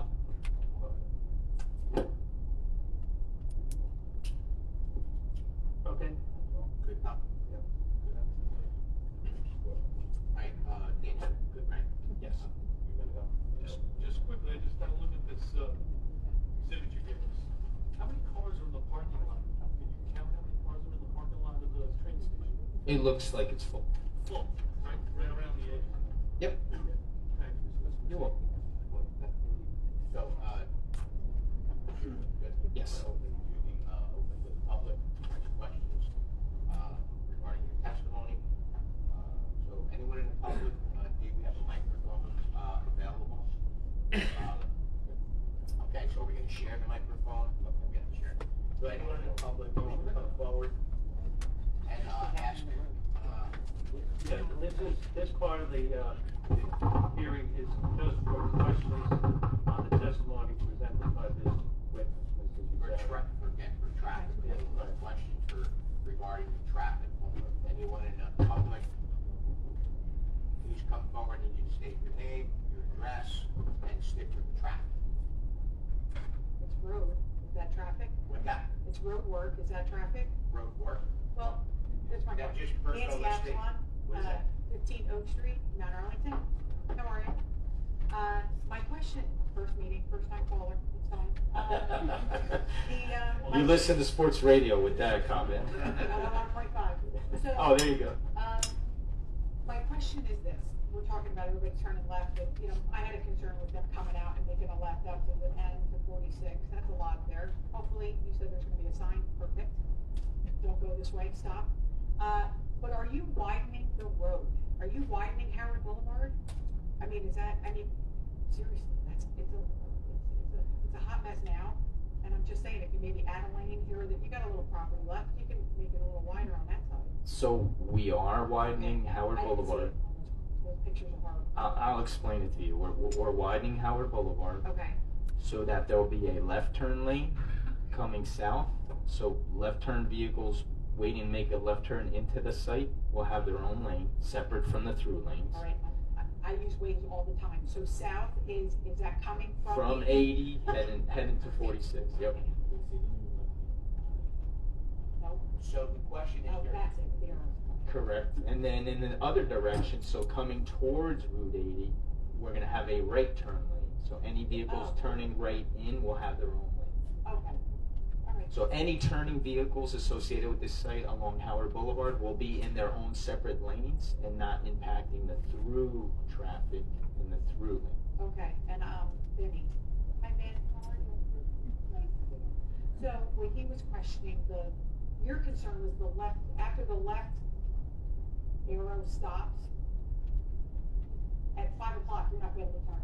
He's not gonna make a left into that complex with the influx coming from 46. Is that your concern? Like, once the left arrow stops turning, that tractor trailer staying until the next left arrow? Is that essentially what you were saying? Well, I'm not saying there's no turn, But it's not gonna be. you'll be lucky, right, because at 5 o'clock, the influx from 46 is observed. Okay, cool, thank you. Thank you. thank you. Next person, please come forward, state your name and your address, please. Mike Bittiscombe, 524 Cardinal Court, Ledgewood. We need to spell that last name. Biddiscombe. B-E?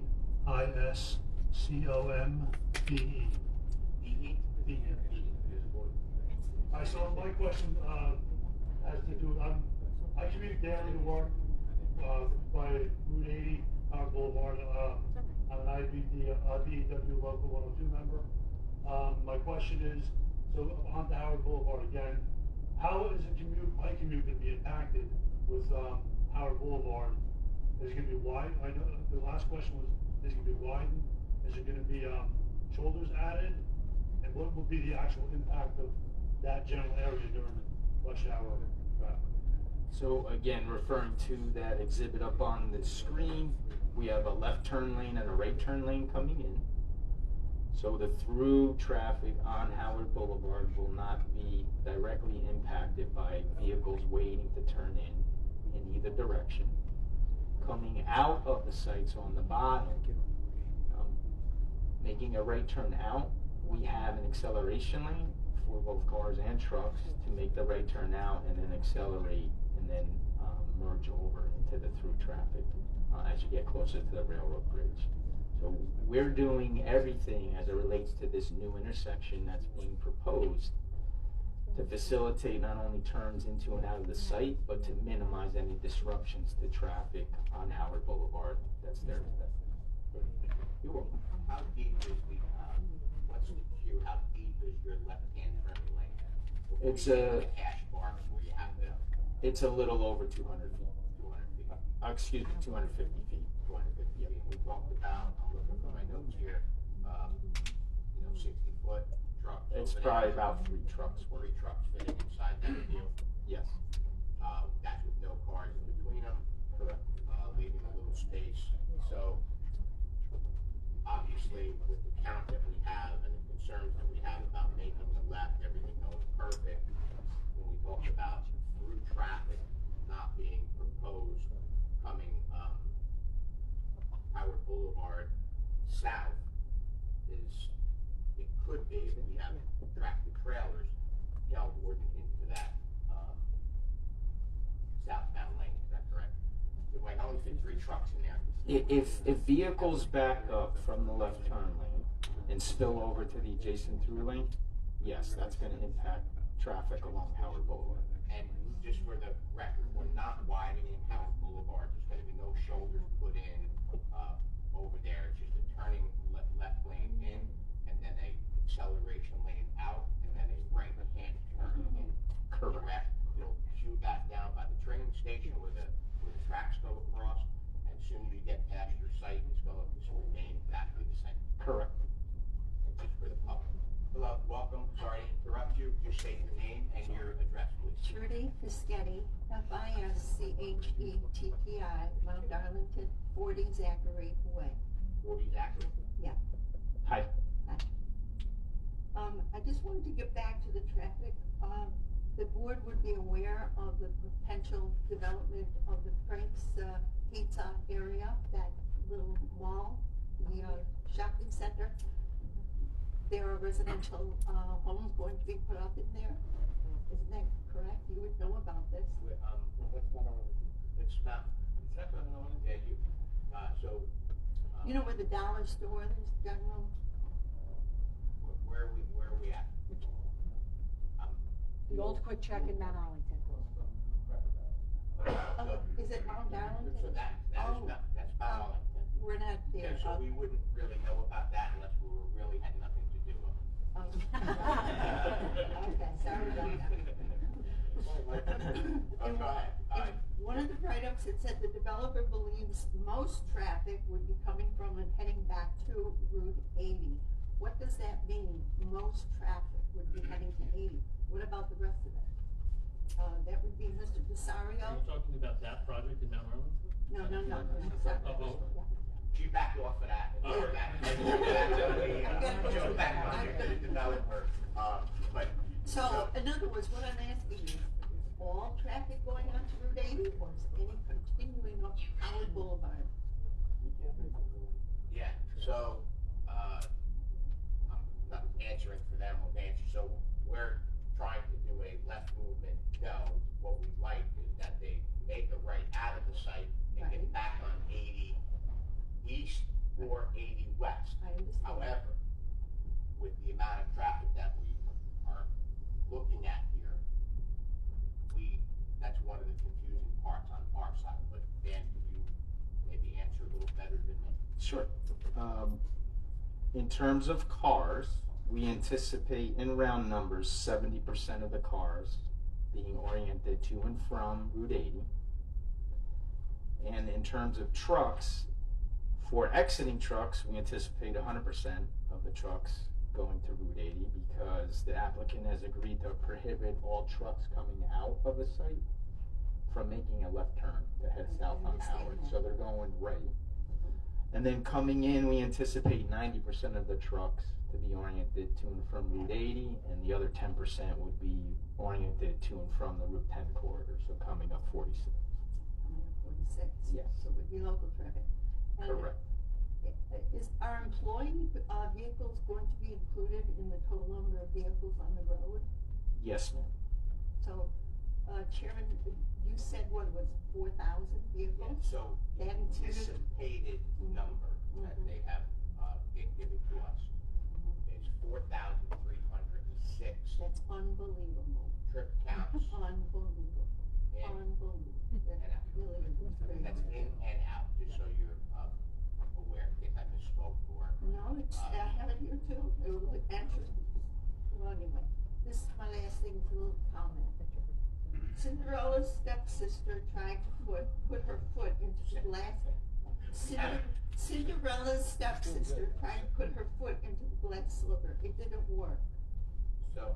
This huge project is too big for our small footprint here. I have Thank to, you. just Thank bear you. with- I have to,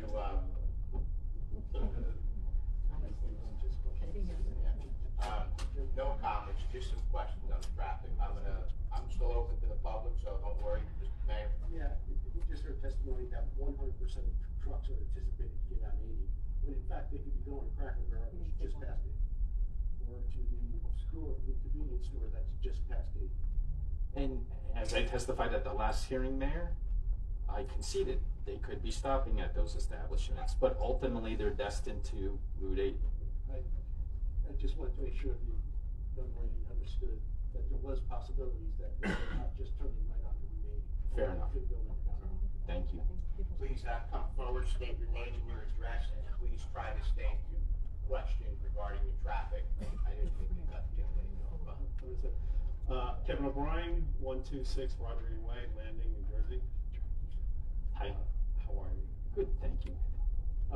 So the upper right-hand corner where it says 117 plus 00, Yes. what's that above that? Is that Mount Arlington Boulevard Road? So right here, this is Howard Boulevard, right here. And right to, see where it says 1117? Right up there. Go up. Here? No, that's a driveway. Oh, that's a driveway? Yes, sir. Blue Diamond? Yes. I couldn't see that one. What number is up there? 117, it's Oh, towards so the that's an right. That's an address? No, it's just a station See where number. it's at? This is that's Blue Diamond. That's Blue All right. Diamond. I couldn't see that, I apologize. Go ahead, Kevin. That, I didn't understand, okay. So,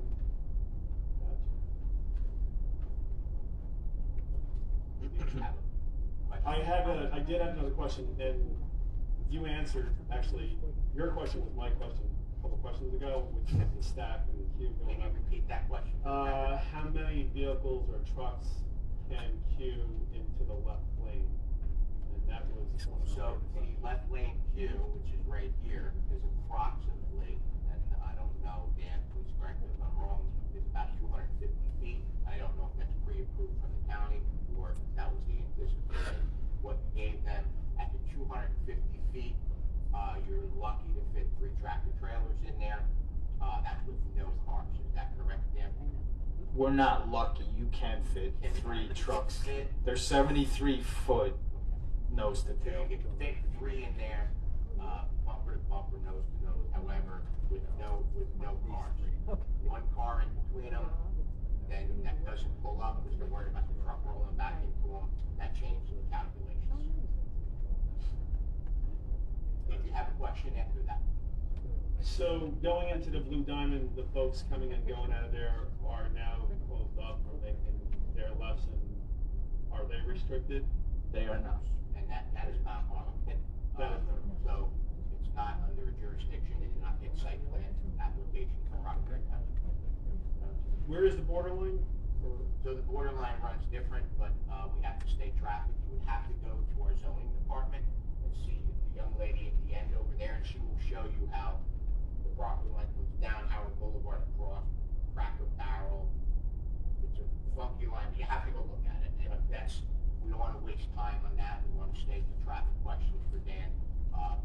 So if you have any more, please ask.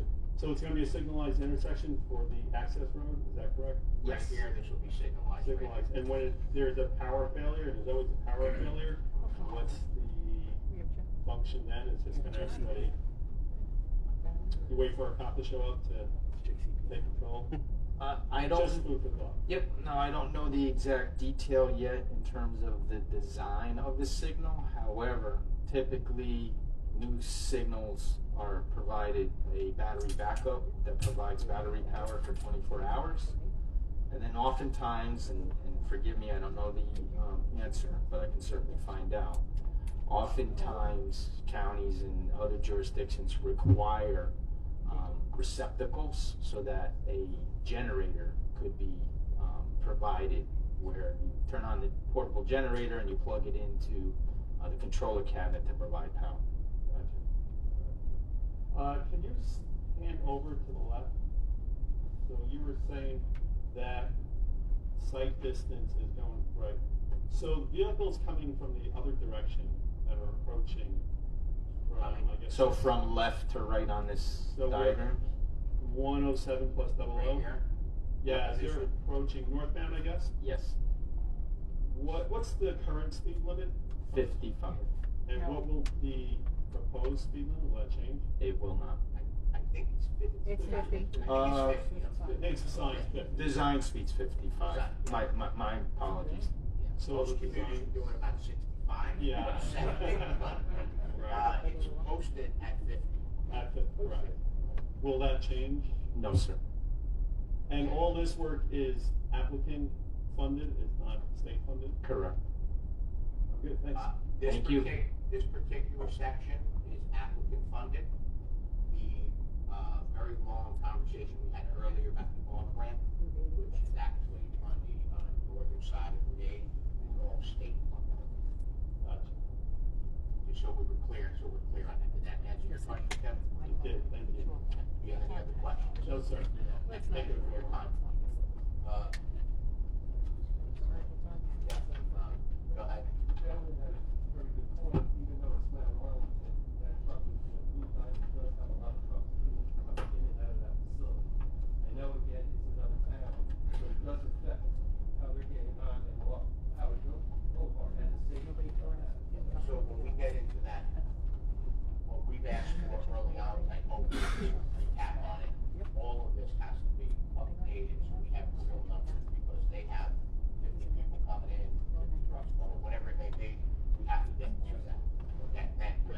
Hello, how are you? I'm good, how are you? Good. What's your, give me Ann your name? Morrow, 7 McCarty Road. Ann? Ann Morrow, yep, 7-7. I have one question. The new proposed light, you talked about the northbound traffic and how many cars, I share your concern about how many cars are gonna go up there. I wondered if the study, based on the timing of that, took into account the light at the bottom at 46 and Howard Boulevard. That's already a mess. And so it backs up either coming up over, by St. Therese, or it comes up either way coming on 46. That light at the bottom of the hill at rush hour in the morning at 2:45 when the school buses start, and then again all evening, it can get bogged down. If there's a shutdown on Route 80, everybody's on Route 46. So I'm wondering if the study for this and the timing of how many cars and so on took into account the timing of that light. That intersection that you referred to is part of our traffic study, so Okay. yes, it did. So it does. Yes. Okay, thank you. You're welcome. Thank you, Ann.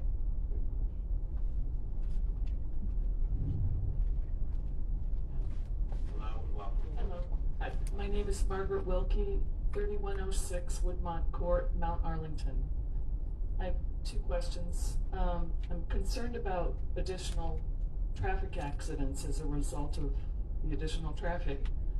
There's already been some bad accidents at the I-80 interchange at Howard Boulevard.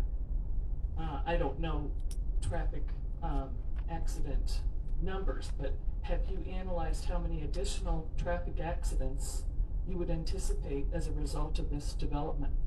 No. Do you have any comments about that? I think the accident experience in the area, particularly in and around the Route 80 interchange, is going to change and likely go down because of the state's improvements. Okay.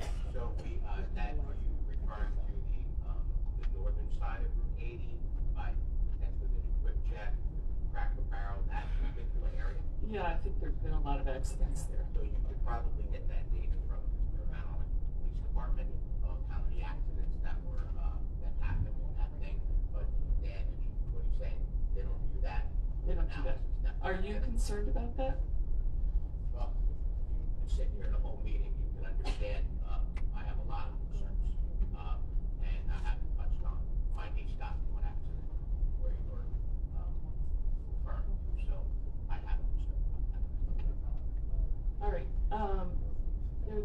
The other thing is, I've just only heard about this development recently. Sounds like it's been going on for quite a while. Can this development be stopped at this point, or has it already been approved? So, no, this is not even in site plan approval right now. Our ordinance, makes all developers or applicants at that point in this particular zone go through what they call a GDP. So we are trying to get the meets and potatoes, they have to, establish certain obligations, but we are nowhere near, that process of a site plan approval. Here to elaborate any more, than I sum it up. Yeah, so this is preliminary to actually what they would need to build this. So they would, if we approve this stage, then they would still have to go through the site plan approval process and subdivision approval process in order to move forward with the actual construction.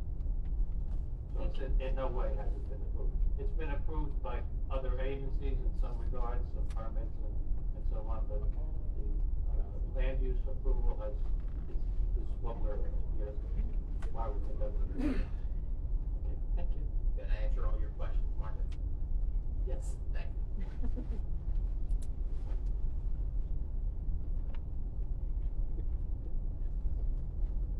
Welcome. Thank you. Adria DeSimone, A-D-R-I-A-D-E.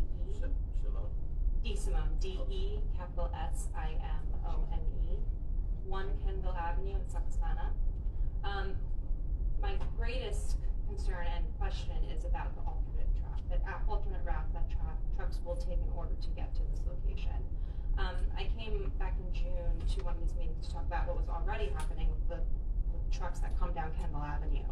And they come up Route 10, we were talking earlier with there's traffic, people peel off and they come down Route 10 and they come down my road in particular on Kenville Avenue. So with this location being so close nearby, I can only imagine the increased traffic this will have on a residential community with schools and churches and libraries and fields that we use often. Is there any consideration on the impact that this will have on residential communities? What I heard mostly tonight is highway traffic, street traffic, that particular area. But how might this spill into our surrounding community for the people that live there? In addition to that, we briefly spoke about the noise pollution, but also is anybody looking at the exhaust and the type of other gases that are coming from these trucks on the surrounding communities for the people who are living here? Okay, the air pollution thing is not Dan, so we'll get here.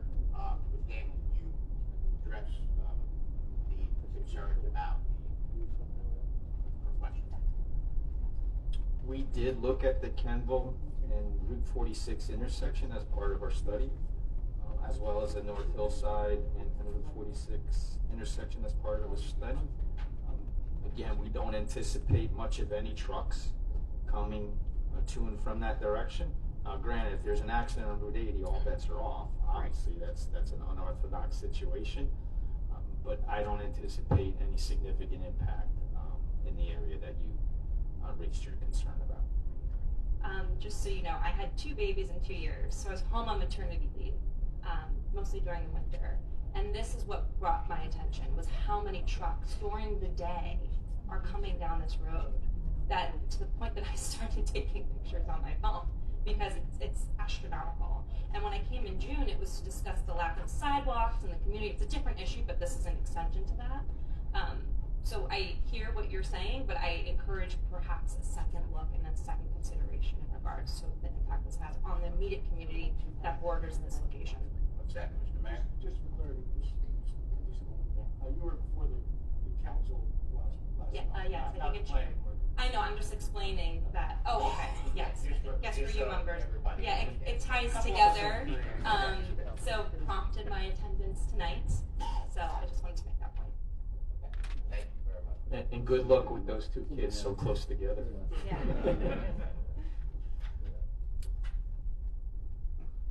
Welcome. Good evening, Mike Stanzilis, M-I-K-E, and Stanzillis is the standard spelling.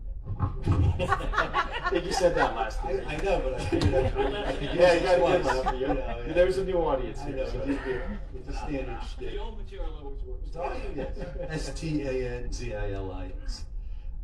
You sit here for a few hours, you gotta lighten it up a little Absolutely. bit. Levity is appreciated. Yes. Thank you.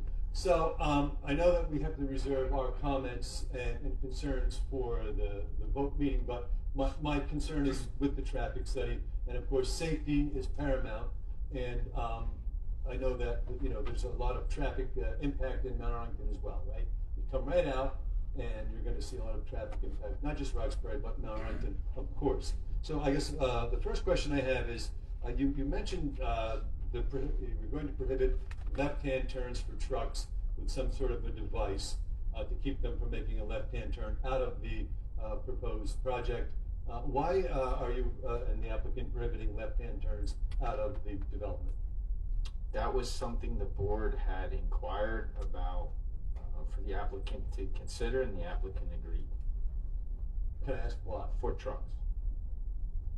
So you're asking the board why? Yeah, I just want to know why you're prohibiting a left-hand turn. When you look at the counts that come out of here, we're trying to, as best we possibly can, we cannot ever direct someone which way they have to drive, and I wouldn't want to, but we're trying to get them back onto Route 80 eastbound with the least amount of impact to all the communities. I have concerns about items they may need to get back on the road, fuel, things of that nature. And when I look at this as a whole, there's a lot to consider. So when we talk about, when again, we're in the GTP, we're not in site plan approval, we look at it, hey, what's the best? Obviously, if we want to go into Mount Arlington, no, we want to get it back on Route 80. Right. But, I mean, we suggested it, the applicant's willing to agree to it. My big concern is the guys that try to make the turn anyway, to go left, because they have to. They don't have fuel, they don't have whatever it is, they're now screw it. Or they don't make the left, they go into Mount Arlington, make illegal turns, and then come back up Howard Boulevard. I completely agree with them you wanting to prohibit the left-hand turn to go into Roxbury. I don't want them to go into Mount Arlington, so I can't make them not make a right-hand turn, right? Otherwise they could only stop there and go not left or right. But my question is, I don't want them going into Mount Arlington. So, you said they're gonna go on Route 80, but then she asked the question, are they gonna go on to Route 80? Well, they're gonna go to Cracker Barrel, or Quick Check, or Exxon, or wherever, right? So we're gonna have a problem with that. There's no question about it. So 100% of the trucks are gonna go on Route 80. Can you tell me a little bit about east and westbound, and do you know sort of the percentage of that? The eastbound is really easy. Go right on eastbound, there's no problem with that. Westbound, though, I see an issue. Obviously, you have to go under the bridge, sit there, and turn left onto westbound. So, do you have any sort of idea of how many trucks will go westbound and what that problem could create there, turning left, sitting under the bridge, going on westbound, right? We've all tried to turn left there. We know what the problem is. So as we discussed at the last hearing that you attended, as part of the interchange project, DOT is going to provide a left turn lane to serve that on-ramp. So any vehicles waiting to make a left, whether it's cars or trucks coming from this site, will have that separate left turn lane where none exists today. So I think that's definitely a plus. And a good thing, no disrespect to the chairman, I think the state is doing good things at the interchange. In terms of the split between Route 80 east to and from, 70% we anticipate of our trucks because of the ports to the east, and 20% to and from the west along Route 80. Question on the Route 80 interchange and the huge plan. I've been sitting on this since 2014 myself, in the beginning of it. I never heard a mention of this project in the beginning of it myself. I know there was some discussion back and forth on that. So I want to just be clear and make sure that it's clear that their plan did not take into consideration this project, in my opinion. And I want, can we get that clear? I know that you're going back and forth on that. I guess my question to you is, their plan is the same regardless of whether your project comes here or not?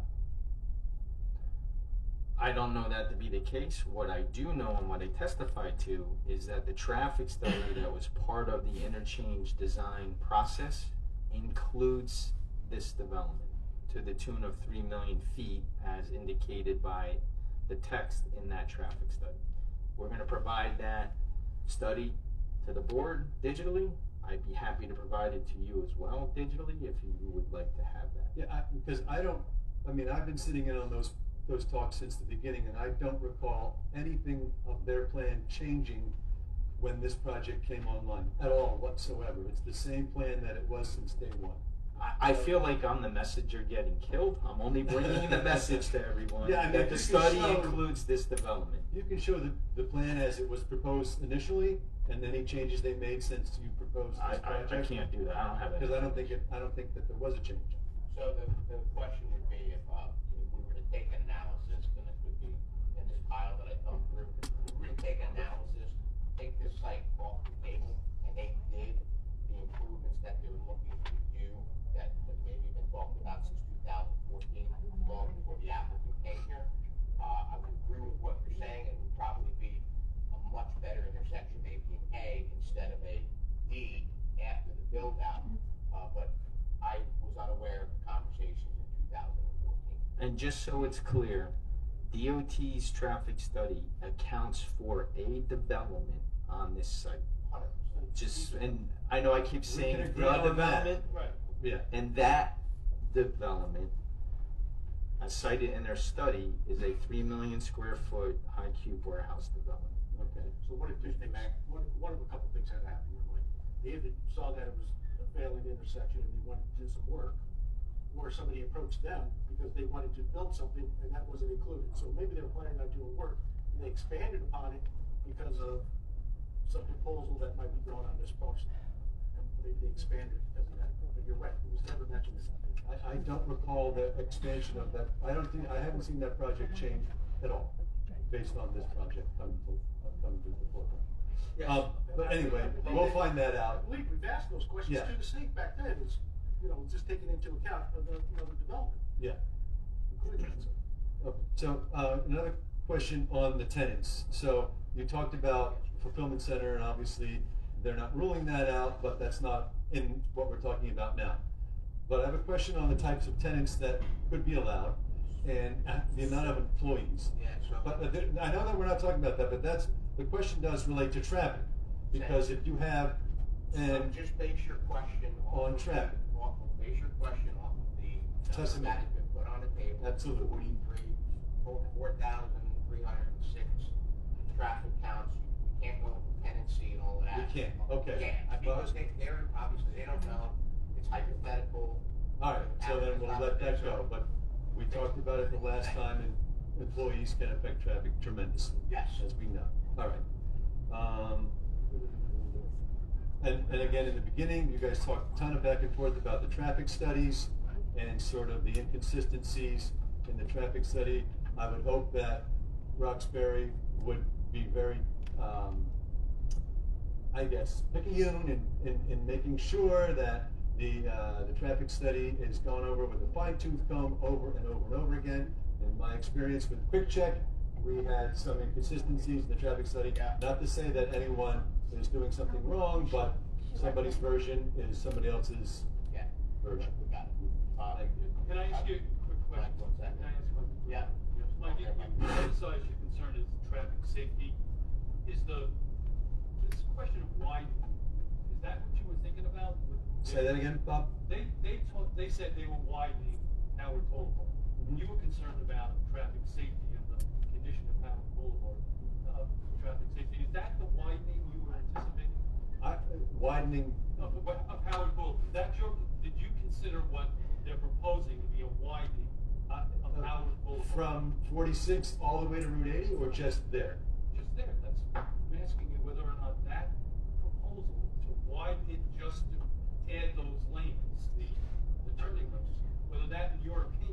widening of Howard Boulevard.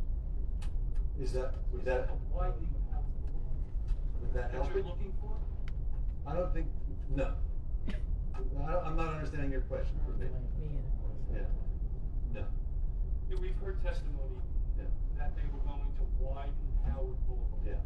The widening is what they're characterizing, or adding turning lanes. Yeah. Right-hand turning lane on one side, left-hand. Yeah, that's very clear to me, Okay. what they're doing, that's All very right. clear. Is that safety widening that you're looking for on Howard Boulevard?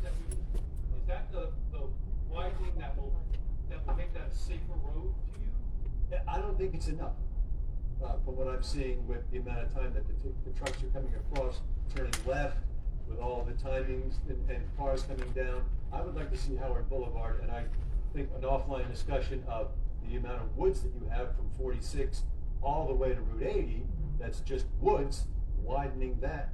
I mean, talking to the county, and a lot of my residents come to me, we all know right now that Howard Boulevard's a dangerous road to begin with, from 46 to 80, 50 miles an hour, 2 narrow lanes going like this, limited sight lines, that it would be wonderful to see that road widen the whole way, I would say. Thanks. Yeah. Thank you. Anyone else in the public, please come forward.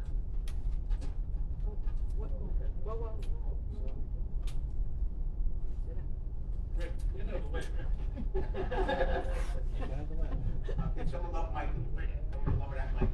Pam Holzman, 5309 Woodmont Court, Mount Arlington. I have a concern with all the trucks that are gonna be coming in, and any vehicles. That amount will affect the roadways. Who is gonna pay for the maintenance of the roadways once this is all in effect? County. Because trucks are gonna do damage to the roads. We know that, just cars.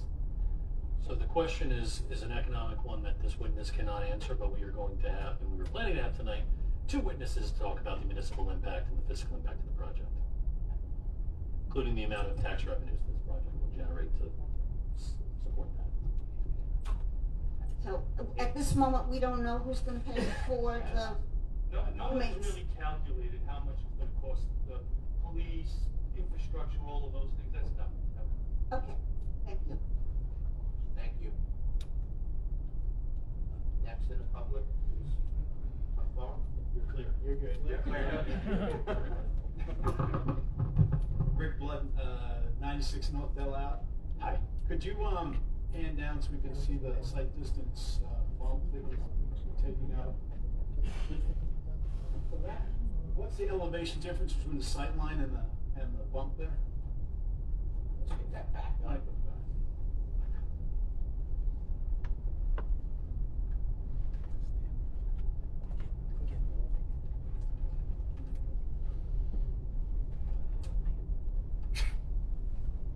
Can't read that number. That's like 0.9 feet?